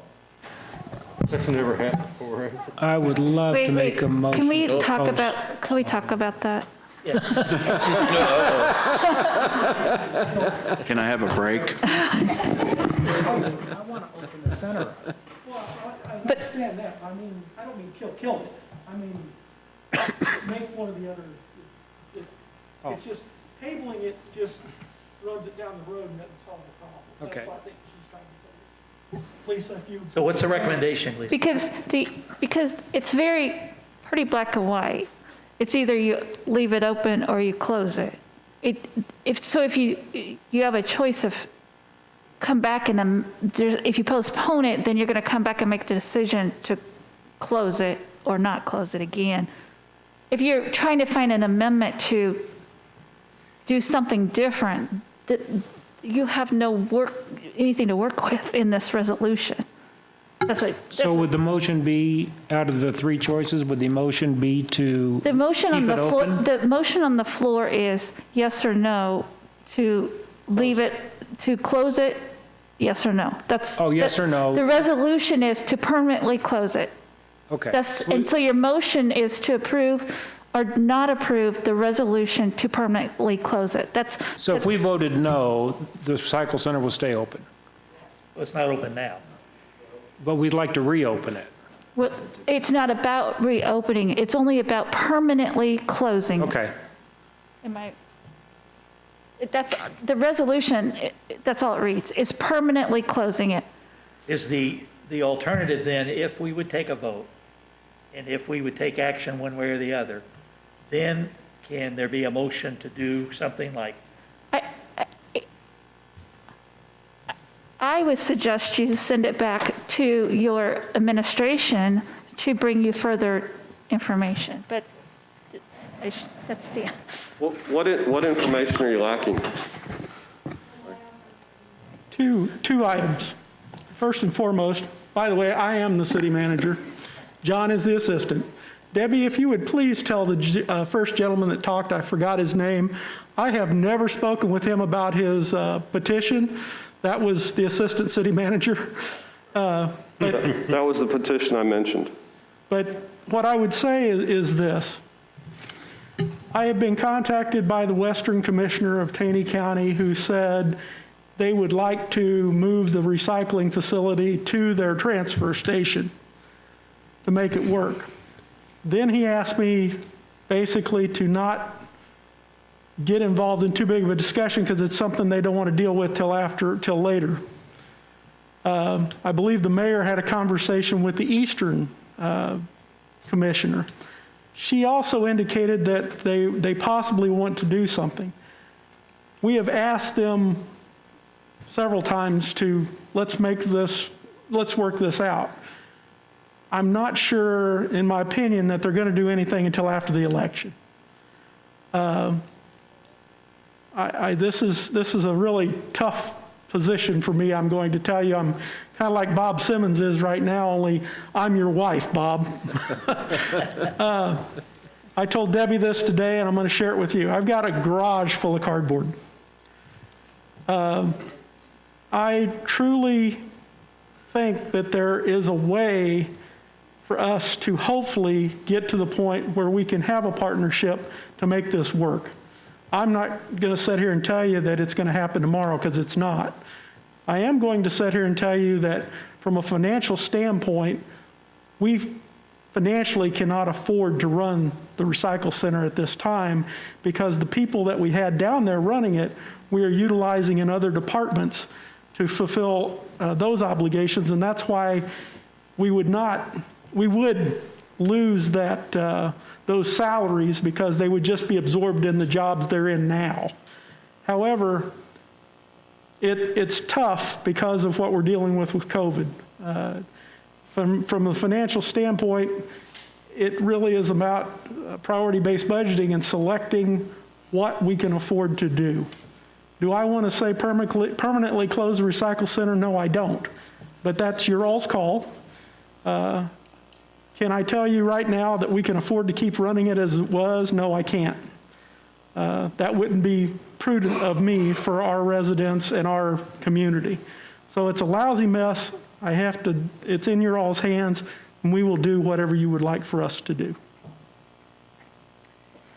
You want to call the motion to a vote? Yeah. Can we talk any more after We're all that? voting no, right? No. You want to talk some more now? We're voting no. Yeah, I would like to talk some more now, if I Okay. could.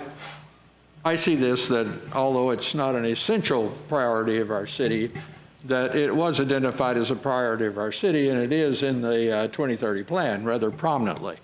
So it is something that the people and the citizens of Branson do want and want us to do.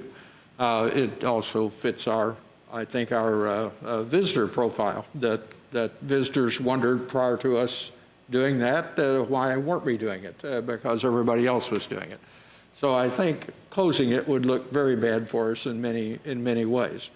I'm glad we're looking at it because the priority-based budget has pointed out that this is something that's not operating in a sustainable manner for the city of Branson. But I think that we should appoint a committee. I think we should try to get someone from the county to sit on that committee, try to get enough people in it that we could come up with a solution for this. And I think we should do that in a reasonable time frame, 90 days, something like that, so that we don't just leave it open-ended and we open the center up and continue to lose money for a long time. I think we should keep some pressure on it that shows that we cannot afford to do it the way we're doing it now. But we do desire to do it and in a more economical and sustainable manner. So that's what I would like to see happen.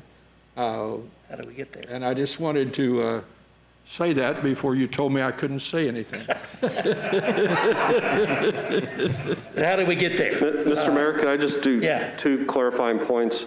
The 2030 plan does talk about recycling with the goal of curbside recycling. And just, when I was sitting in there, I heard a couple comments regarding actual costs. So for 2019, personnel was $219,053.77. Operations was $12,042.89. Revenue, $12,439 for a net loss of $218,657. That was information that was sent to Sheila. To who? Yeah. To Sheila, the Eastern Commissioner. But the personnel was not broken down. There are 1 1/4 people administrative in City Hall who have nothing to do on the day-to-day operation and are not working at the recycling center. And that's what she was asking for. I would say Mona is a very big part of the recycle center. Well, may I again? Yeah. Oh, go ahead, Larry. John, I also recall the last time we had this discussion, I think it was myself and Alderman Simmons, we asked to see some of the financial records of the center, and I haven't seen anything. I have a full breakdown. What are your questions? Could you just send us all a full breakdown? I can do that. Thank you. Thank you. You still going? Well, I don't want to show my age, but now I've forgotten what I was going to ask. The other thing, wait a minute. It came to me. I work intermittently. Basically, I think another thing we'd want to discuss is we've done the same thing, and John did it just like we've told him to do it in the past, that if we're trying to get something, that we get revenue back for it at 95%. That's what we try to do out of anything that's served, that's benefiting a few people, but not all the people. Well, I think, so that's what he used in this calculation, and that's appropriate from what we've addressed before. However, I don't count recycling as one of those things. I think recycling is something that we could decide that we wanted to recover any percentage that we wanted to. I think part of that does benefit everybody. And so it doesn't really benefit the people that are bringing the stuff in at all, really. They don't get any money out of it. There's no way they're benefited by it. So I think it's something that we would also, in trying to get it to come out on a cost basis, we would look at how much a different percentage perhaps that we would accept as recovered. Mm-hmm. So for procedure, we should take this to a vote, and what's being asked in the vote is, do we want to close the center? The resolution is for the closure of the recycle center. And that's the motion that's on the floor. Floor is for the resolution. So if we vote to not permanently close it, then it just stays status quo, and that'll allow us to work possibly with the county and form committees and things like that. You're not voting to permanently close it, so Gotcha. So it'll just stay like it is. but that's up to administration where it's at, but you're not giving that direction. Alderman, are you Ready to vote? feel like you understand? All right. Call the vote, please. Please vote.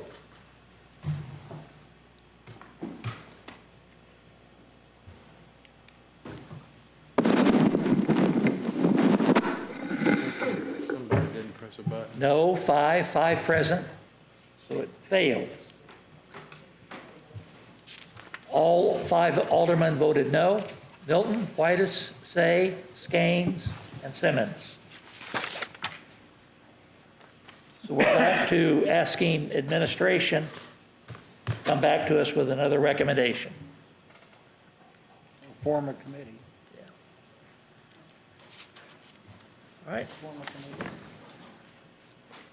That's what we're asking for, a recommendation, if they want to do that, or... And you people that are running off, I'm going to be calling you to help with this committee. Marvin's cooking ribs. We're ready to go to item 13, Madam Clerk, please. Your Honor, this is the first reading of Bill Number 5838, an ordinance approving the intergovernmental cooperative agreement between the City of Branson Police Department and the Pulaski County, Missouri Sheriff's Office pertaining to the donation of digital ally in-car camera equipment, and authorize the mayor to execute the contract. Okay. We have a staff report. You going to do your Jeff Matthews impression? No. Your Honor, members of the board, I appreciate the opportunity to come to you with this. Long story short, we have old, outdated equipment, a lot of it which does not work.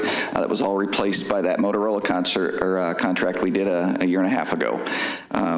Rather than keep it on our books and keep it for no reason, Pulaski County still uses that technology, and they can basically use what we're willing to give them to help piecemeal what they have to get all of their fleet equipped, and it'll help them, gets it off our books, and we have no use for it. So staff does recommend going forward with this. You've heard the first reading of Bill Number 5838. Do I have a motion approving the bill? So moved. Second. Second. All right. Anyone in the audience wishing to speak to this matter? Any alderman wishing to speak to this matter? So basically, that'll give them some spare parts and shelf stock, or they'll be able to plug some of it in? So the way it was explained to me, they approximately have half of their fleet done right now. What we give them will allow them to equip the remainder of their fleet and then have some spare parts and things to keep them going, hopefully, until they can find replacements. Love it. Great. Okay. Very quick. Vote. Please vote.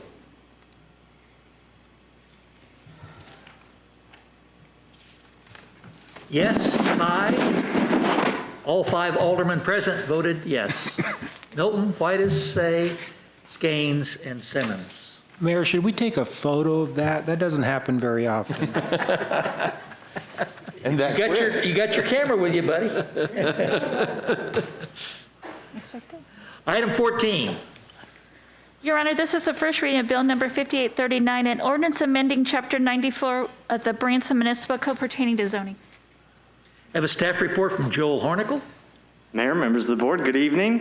In the dark months of COVID, we had some time to take a look at code and look for some issues that we've encountered over the last several years.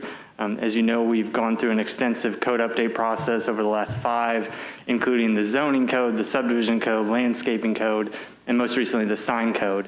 just interactions with the public, with developers. As I said, when you write that much code over a short amount of time, inevitably there's some things you didn't quite get right.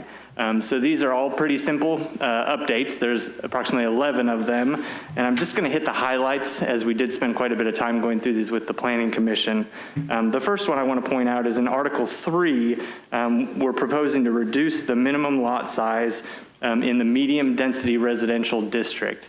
It's currently listed as the same minimum lot size as low density residential district, which just from a development standpoint, we want to see a tiered approach between low density, medium density, and high density. So when you look in comparison to the minimum lot size for low density and high density, this change of 1,000 square feet to 4,000 makes a lot of common sense.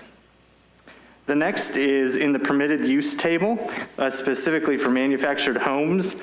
We have supplementary use standards behind the table that list it as an allowable use in all the residential districts. However, the table does not show that. So we're proposing to update the table to show that.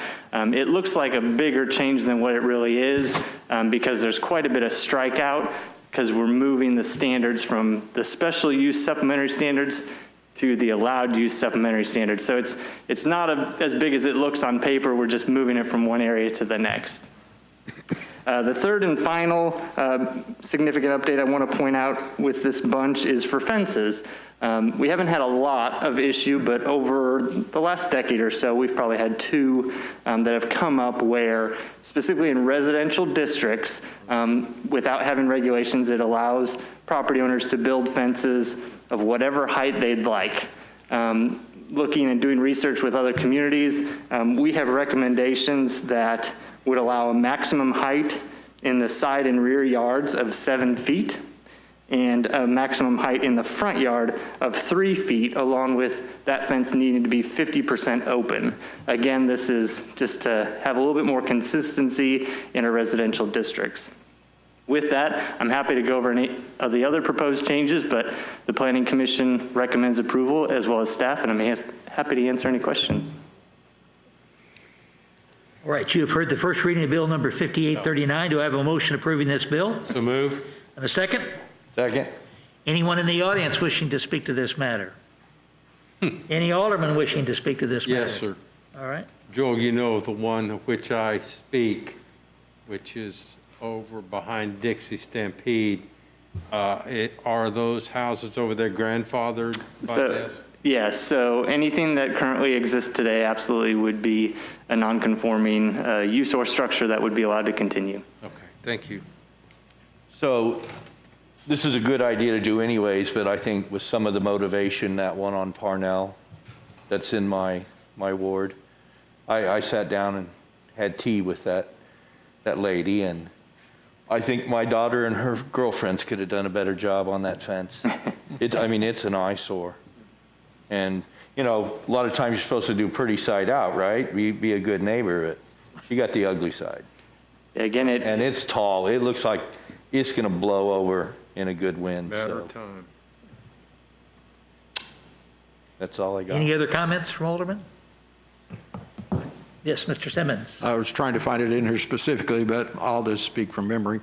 In the manufactured home, it had a section in there that referred kind of obliquely to office space in residential areas.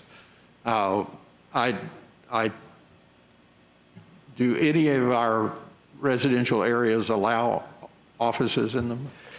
We allow home-based businesses, but not office areas, no. Okay, if you don't mind, you might look through that. I can't find it right now, but I thought it might have just been something that got in there without intention. But it did refer to residential and office space, and somewhere in there, and I'm sorry, I didn't mark it. And this was under manufactured homes? Under manufactured homes, right. Yeah, again, we just deleted the existing regulations and then copied them over. And I'm not seeing any mention of it either.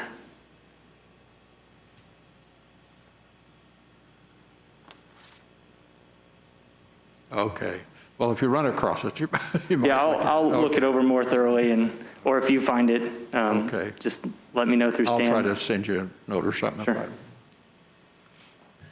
You ready to vote? Yes, sir. Please vote.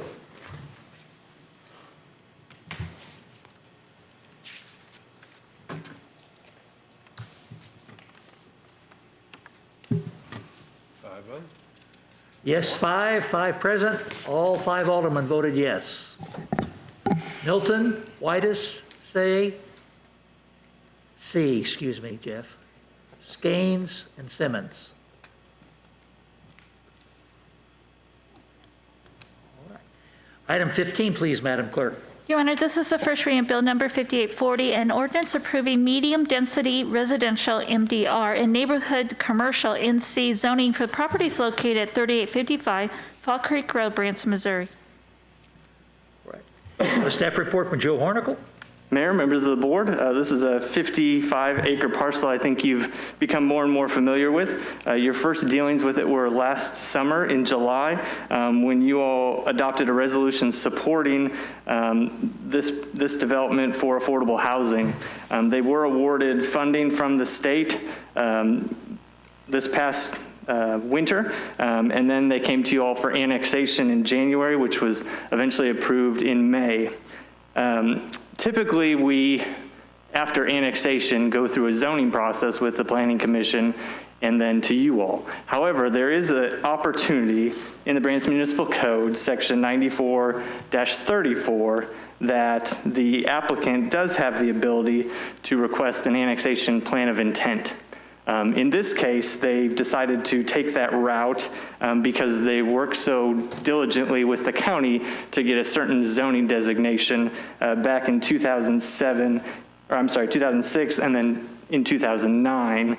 So as a result, they have provided the annexation plan of intent for you all to consider. And what it shows is the property being divided into 3 lots. There's a lot 1 that is at the north end, which is shown kind of in the salmon color, that represents neighborhood commercial. And then lots 2 and 3, which are shown in the orange color, which is medium density residential. The small lot in the middle, there along the west boundary, that is the area that's being dedicated for the affordable housing portion of their project. The great thing about this plan of intent is it's actually lesser zoning than what was approved at the county. At the county level, they were approved for commercial for the entire property. Obviously, we've heard a lot of concern from the adjacent property owners about this specific development. And so we believe the medium density residential is a very fair compromise between what they were awarded at the county and what they're going to be developing within the property. And the neighborhood commercial along Fall Creek makes good planning sense as well. As a result, staff recommends approval. Happy to answer any questions. Do I have a motion approving 5840? So moved. So moved. Second? Second? Second. Anyone in the audience wishing to speak to this matter? Any alderman? Yes, sir. Yeah. Joe, on appearances, just appearances, it looks like somebody's trying to skin the cat to avoid planning and zoning.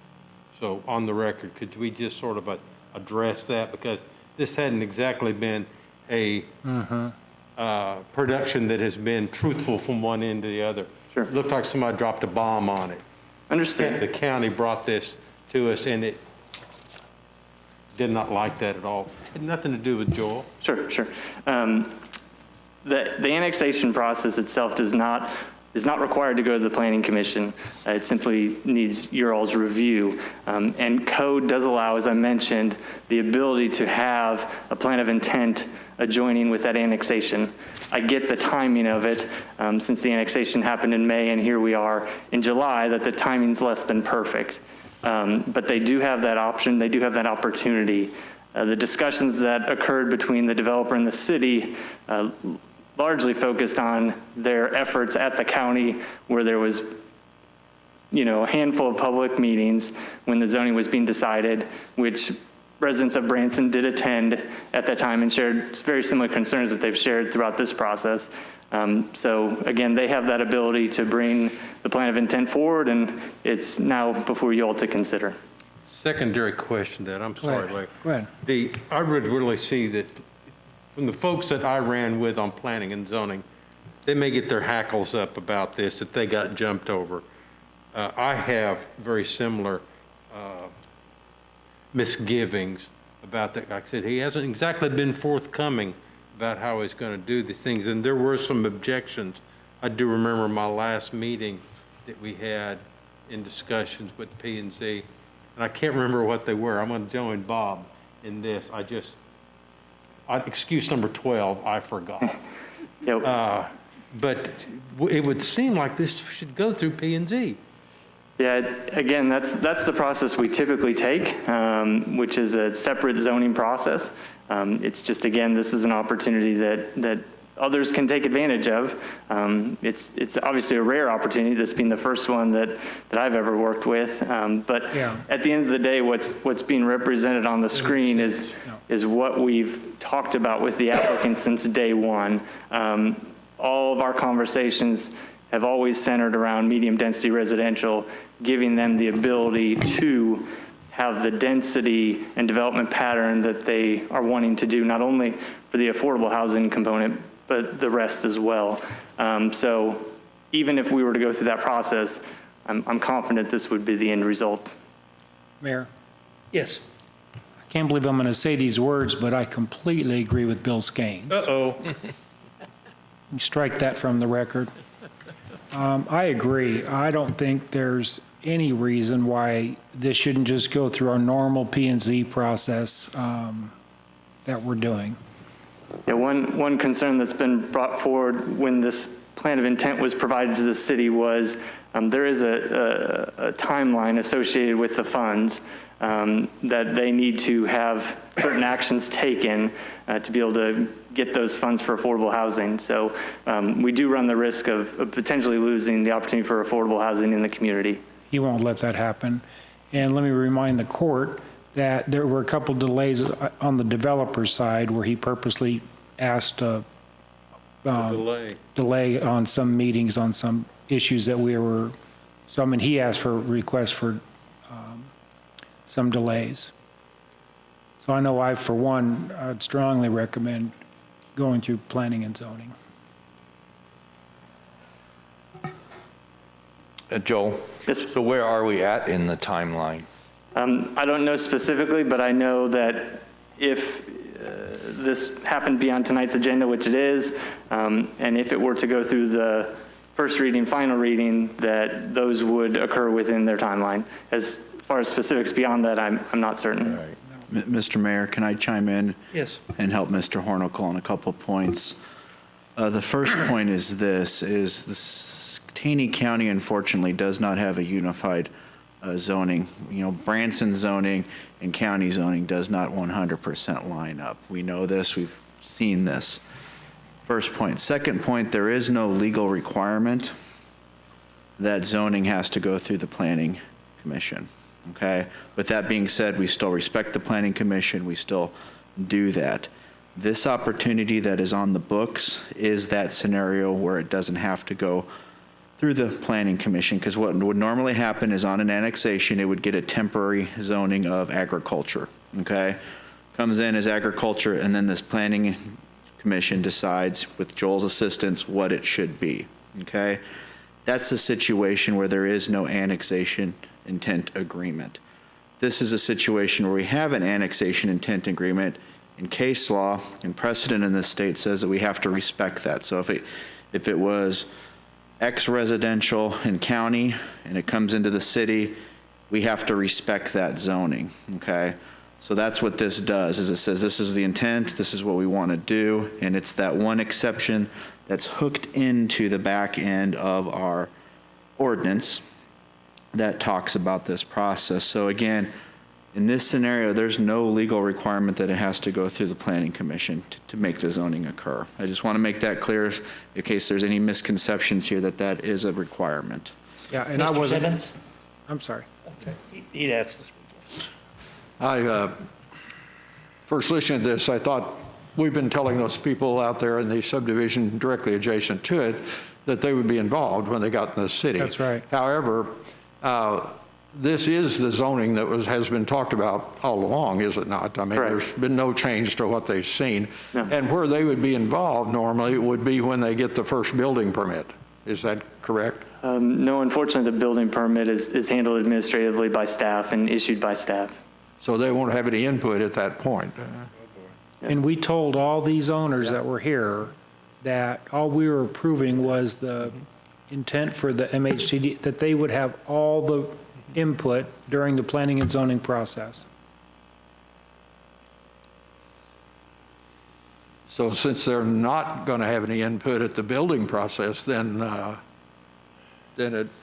I agree that they should probably have it at zoning if we can possibly get it done without delaying the project.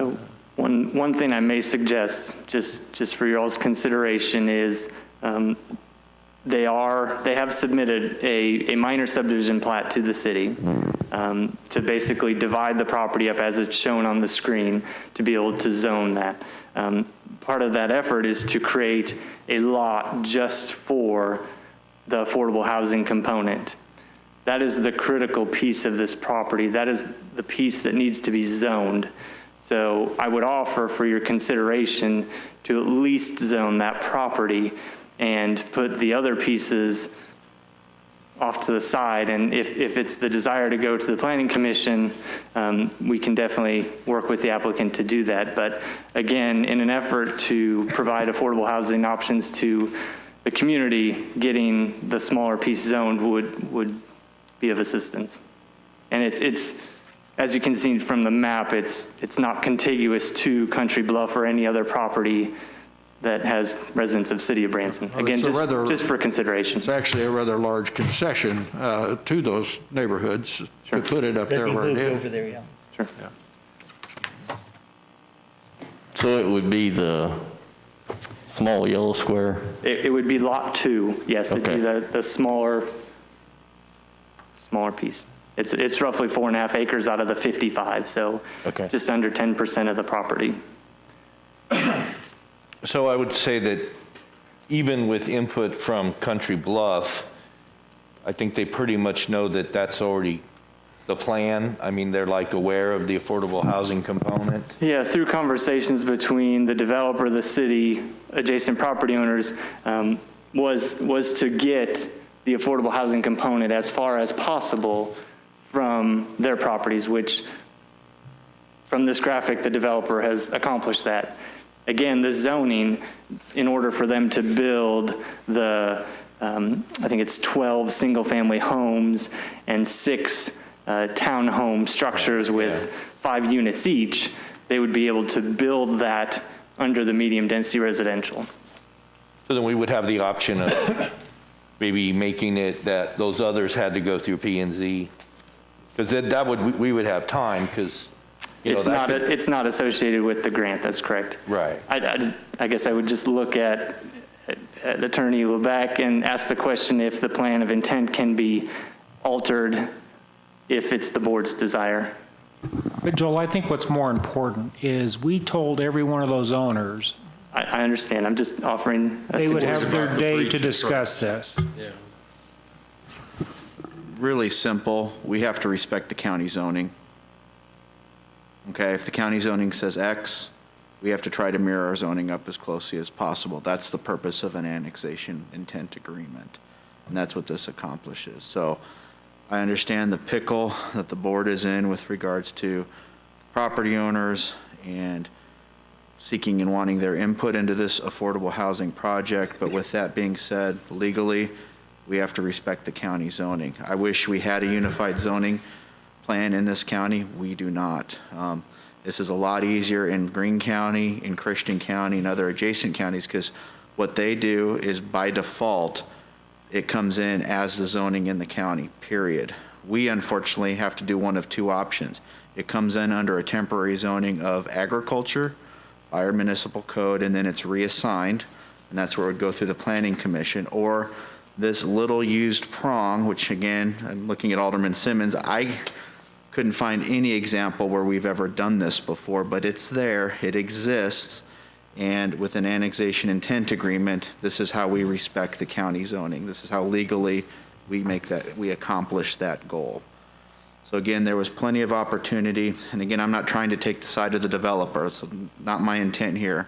I'm just pointing out legally that there was plenty of opportunity at the county level to have input into the zoning. So once we annexed it, we have to respect the zoning at the county level for what it is, as closely as we can.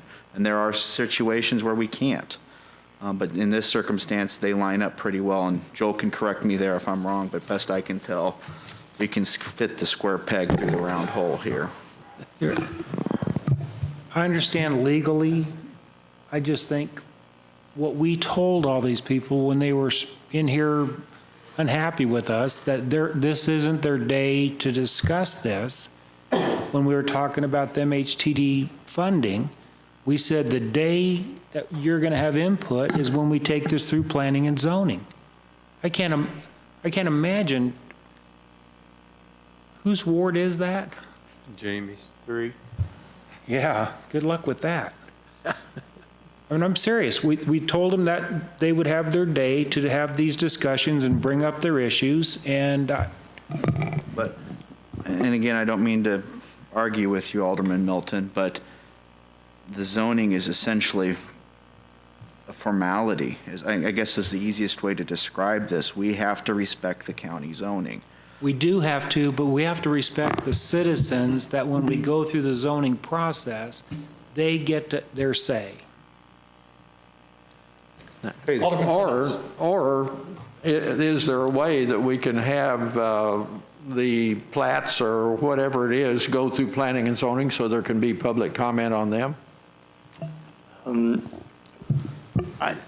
Off the top of my head, the processes that code lays out for the minor subdivision plat, which I went into a little bit of detail about, and then the building permit process are described to be done by staff. So as far as changing that, I'd have to defer to. Well, to me, what we were giving them an opportunity to do, or what we thought we were, is to see the drawings of what was going to be there.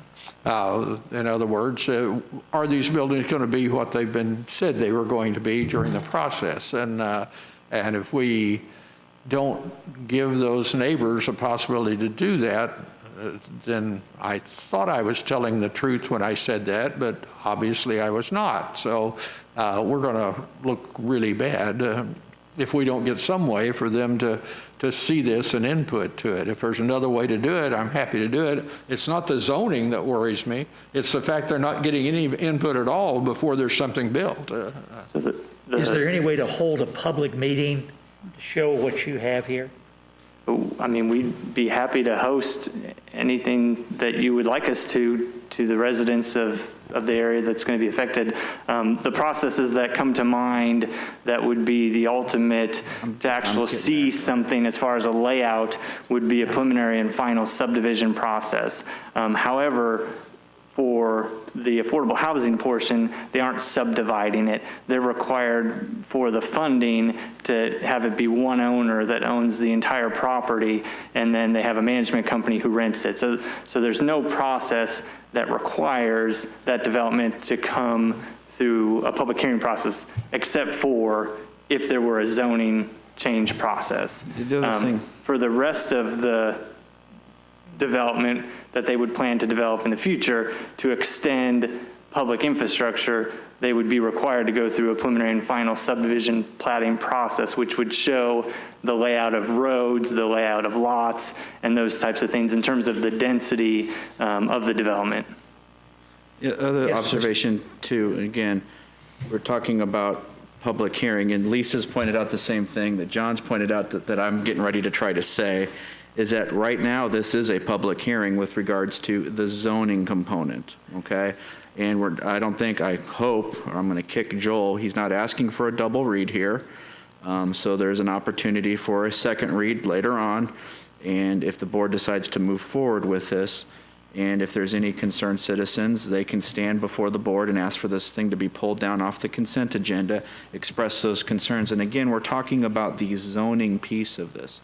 Joel's laid out every other component of this, the roads, the buildings and stuff like that. There will potentially be opportunities there, especially if they deviate from our building code or ask for some sort of special use or special configuration of that property. Those opportunities will exist. This is, again, today we're just talking zoning. Mr. Mayor, and I understand all this stuff, but we come out looking like a snake in the grass if we try doing this, guys. I mean, I'm all for giving this the first reading, approve it, and then bringing these people back in to have a discussion. But if we don't involve them, we would have lied to these people, and that's not right. By any circumstance, I don't care what shortcut we use, we promised them part of the process, and we need to honor that. And I think. And then, I mean, yes, that's my ward. This started before I was in this position. Yes, you got it now. But I'm a lonely guy in Ward 3 at the moment. Has this, it seems like it was planned.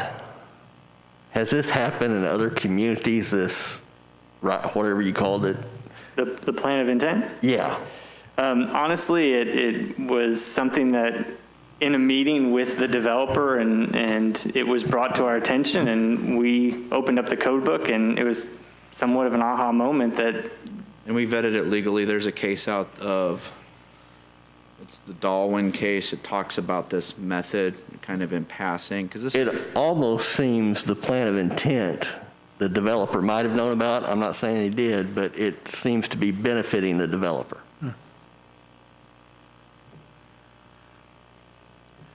So if we would go through the process in first reading, then we could put notice out to all the people that we're going to have the meeting. They can come and have their input and see what's there at the second reading time. Happy to do so. I think that would be wise. Do you think? Simmons? Can I ask another question? Let's say they get started on that part of the project, that there's the time frame on. If they decide to develop right next door to Country Bluff Estates there, how does that process work? When do the neighbors have any input to that? So again, if the plan of intent were to continue forward, the next available opportunity would be a preliminary and then final subdivision plat process when they subdivide that property. That would come as a public. Yeah, it's required. The preliminary plat is required to go to the Planning Commission for a recommendation and then to you all for a resolution. And then the final plat goes to the Planning Commission and to you all for an ordinance, so a first and final reading. Well, I haven't spoken to any of those people, but I assume that they are more concerned about that portion that is right down there in some of them's backyards than they are since it's been moved up to the upper corner. So if they had input at that point, I would feel much better. Yeah. Sure. Yeah. So if we use the tool of the second reading and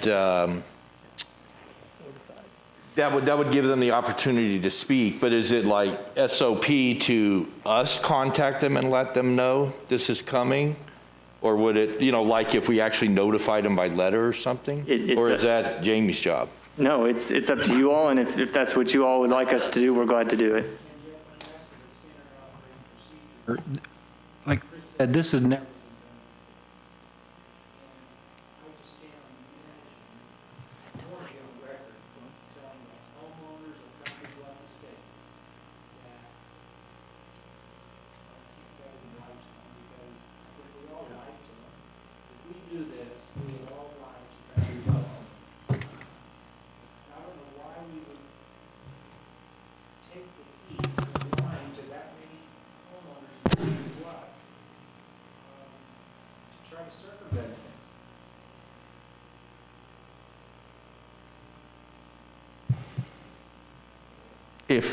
If we were to kill this now, Chris, would we could we be taken to court? Yes, because we're ignoring an avenue. Again, I go back to, we do not have a unified zoning plan in the county. I'm looking at Joel, so Joel nods his head here. Yes, that's Okay? correct. Okay. Because bottom line is, if we had that, we wouldn't have to mess with these type of vehicles to get the zoning set. Again, option A, set it as agriculture. Joel's planning department does a very nice job of encouraging them to apply for that permit to get that done right out of the gate during the annexation. I think this was a property where there was some uncertainty as to how this was going to be used and utilized. They went through great efforts at county to get the zoning set, I think it was multiple hearings, if I remember correctly, great expense. We have this vehicle on the books, and again, they paid attorneys to say, hey, we want to use that vehicle. Looked at that vehicle, looked at the case law surrounding it, and said, yep, that's available to them. That is an avenue, because again, just I'm speaking very generally, we have to respect the county zoning, okay? So we run the risk, if we bounce this, of potential litigation. Yes, we do. Okay. Okay. Just a comment, quick comment. The homeowners that we went to the meeting out, that they had out on 76, that was a big thing for them to have this done on the other side, away from their property. If we would approve at this level, then on second reading, notify all those people that we're going to be having we're going to have the reading and the meeting, and that they can come by and look at maps and stuff, whatever they want to at the Planning and Zoning Department, would that meet the criteria of notifying them, letting them know what's going on? Yeah, I mean, we've done that already with this. This is publicly put out there. I don't think that's anything Joel would be unwilling to do, but I mean, what I'm trying to get at ultimately, and this is the unfortunate part again, this is why we're talking zoning versus everything else, is it's fixed. I mean, I don't know how else to put it. The county said it, we annex the property, we have to respect that zoning as best we can. So and zoning is different than how the buildings are going to look, where they're going to be placed, how the roads are going to be set. Those are two different equations. So again, I encourage y'all, yeah, let's get some input. Okay, I don't think it's going to hurt to hear the concerns. Maybe that'll help drive the developer of this project to understand where he sits in the community, because again, this is his kitty. But at the same time, we have to respect the zoning of the county. Is this just a bitter pill, Chris? Is that what you're saying? Unfortunately, it is. And I wish I could tell you, hey, there was some way to get that input and have this zoning changed, but again, there's a risk there. I'm not saying there's a guarantee of litigation, Alderman Whitus. There's a risk. There's a risk with everything we do. But we're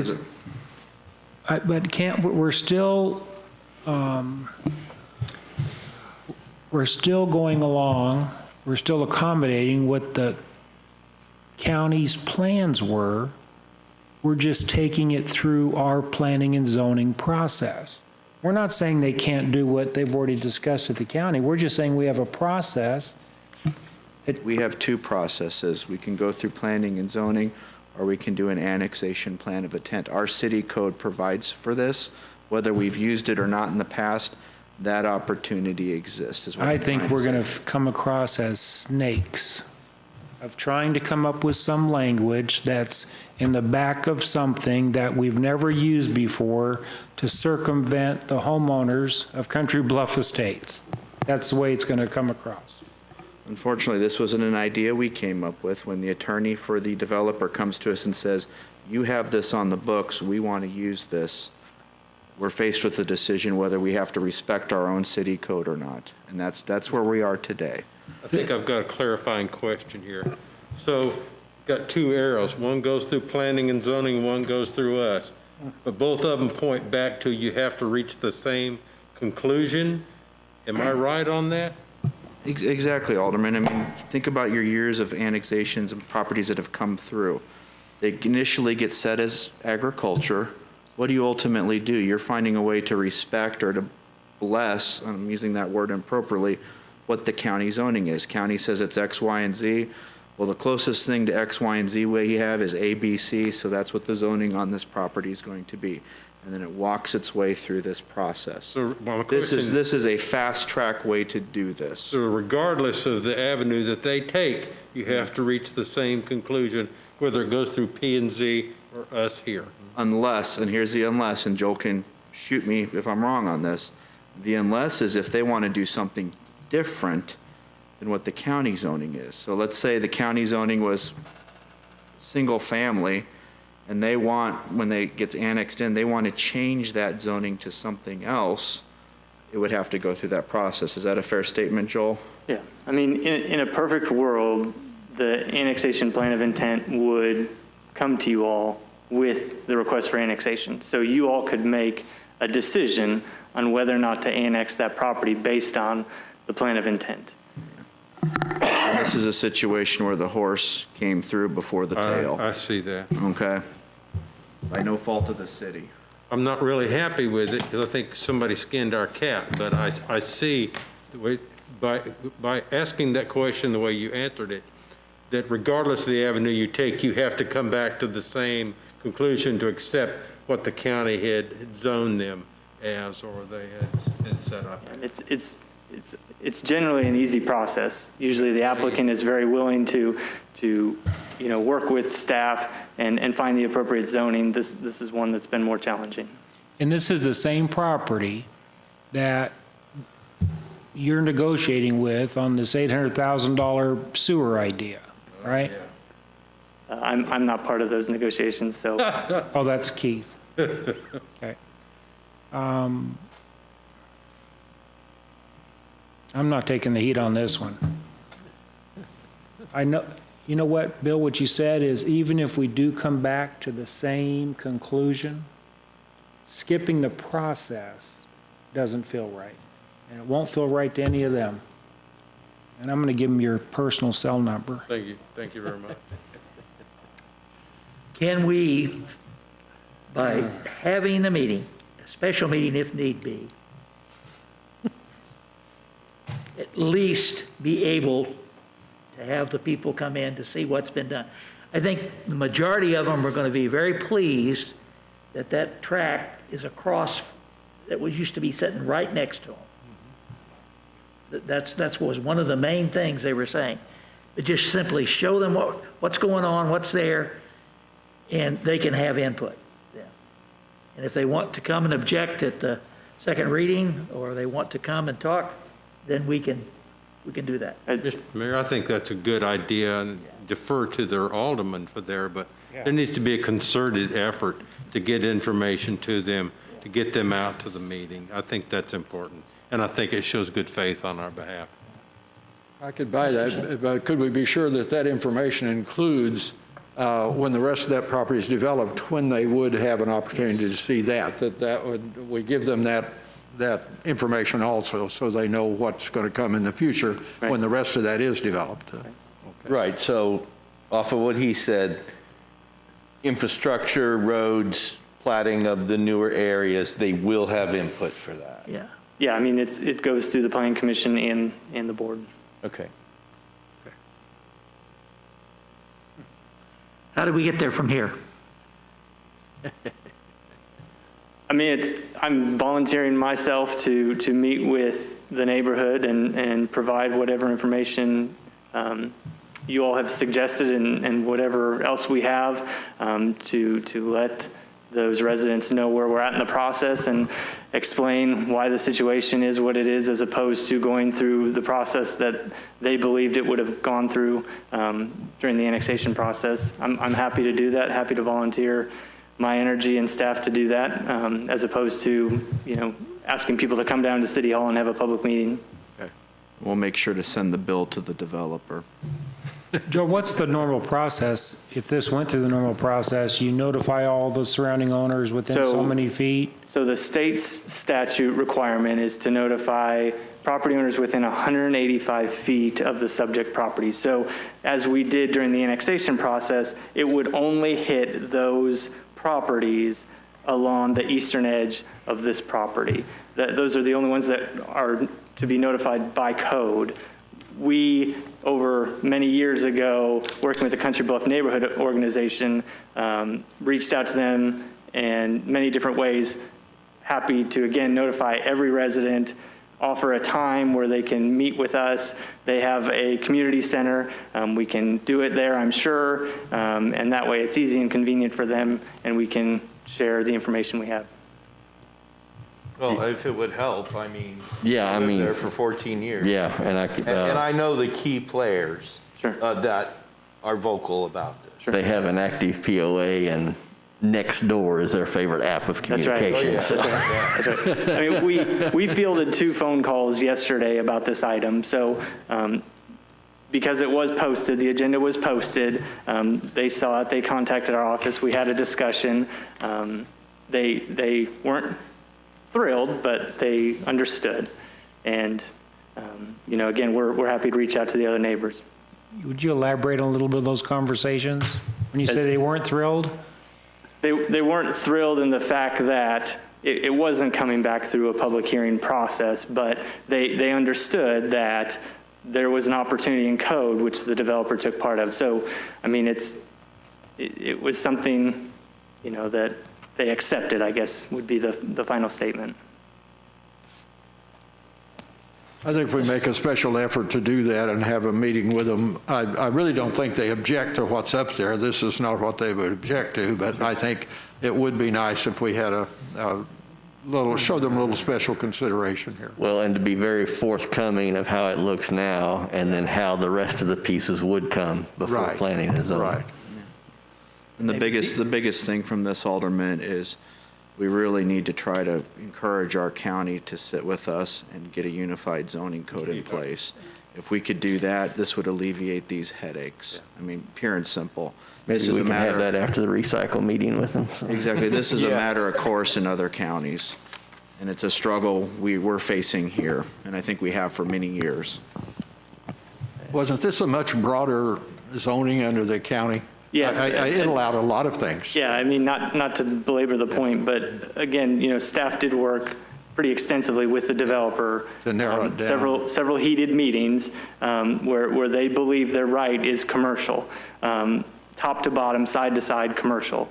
And the fact that we are bringing you all for your consideration an ordinance for a majority of the property to be a residentially zoned district, to me is a huge win for the community. I get that those battles were fought with staff and not with residents, but at the same time, that's what we're here for, just like you all, in the best interest of the residents. And that's what we were doing to accomplish this. I get it's not ideal, but we truly believe this is the best result for everybody included. Thank you. Mayor, is it time to call the question? It's time to call the question if you're ready. So as I understand it, just to make sure, what we're seeking to do is, if this is approved by the alderman, then that we're going to have a special reach out to all the property owners within Country Bluff, make a special presentation to them about this one section, which is what they asked for, away, and then let them know that the rest of the property will have to go through the regular zoning process. Yes. Is that correct? Yes, sir. And then at that meeting, if they don't agree or they throw a shoe, what's the process? I think we just deal with it at that time, Larry, if that's the case. I think it is what it is, but from a positive standpoint, by communicating to them, let them know that what they asked was for him to move it to the other side of the property, and that's been done. That's the positive. That is the positive. Yeah. And so the stuff that's right next to him still has to go through the zoning process. But I think they ought to see what the houses will look like, see what that all is done. I think we need to show them as much as we can at that meeting. We'll show them everything we got. Yeah. Please vote. We're going to get home before 10 o'clock. How about that? I don't know. Oh, yeah, we're not done yet. Catch your chickens. They're yes 4 and no 1.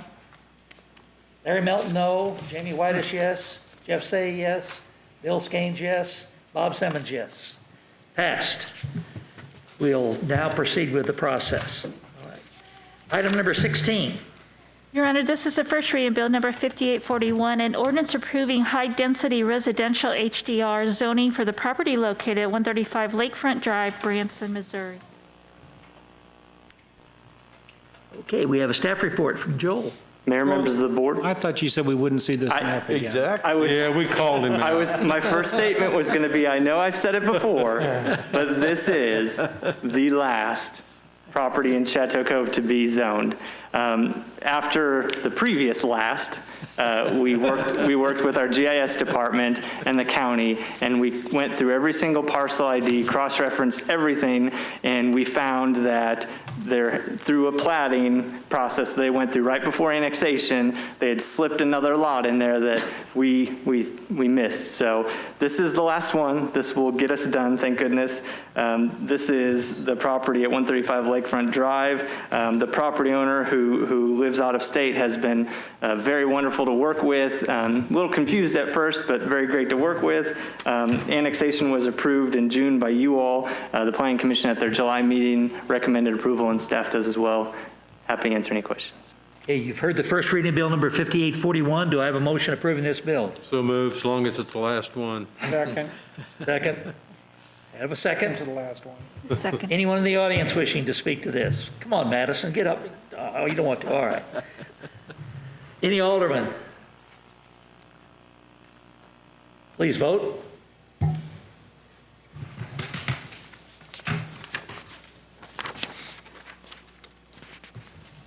Yes, five aldermen present. Milton, Whitus, C, Gaines, and Simmons all vote yes. Are we ready to move on to item 18? which is- 17 on mine. 17, that's right. 17, yeah. We still got Joel here. All right. Your Honor, Can I have this, that reading?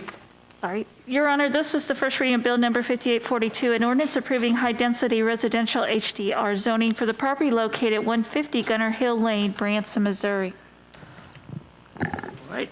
Begin with the staff report. Mayor, members of the board, now that we're done with Chateau Cove, we're moving a little north. So this is the property that's going to be known as Chateau Mountain. It was annexed by you all in February of this year, and so now we're coming back around to zone it. It will be a similar type of development as Chateau Cove in that it'll be nightly rentals, but due to the severe topography, they're going to have to get a little bit more creative than they have with the development at Chateau Cove. But they are looking for high-density residential zoning, which matches Chateau Cove and allows them to continue the nightly rentals and the density development pattern they're looking to do. The Planning Commission recommends approval from their July meeting, and staff does as well. Happy to answer any questions. You've heard the first reading of Bill 5842. Do I have a motion approving this bill? So move. Is there a second? Second. There's a second. Anyone in the audience wishing to speak? Any alderman wishing to speak? Yes, sir. We had this question before, whether that road was going to be able to go through.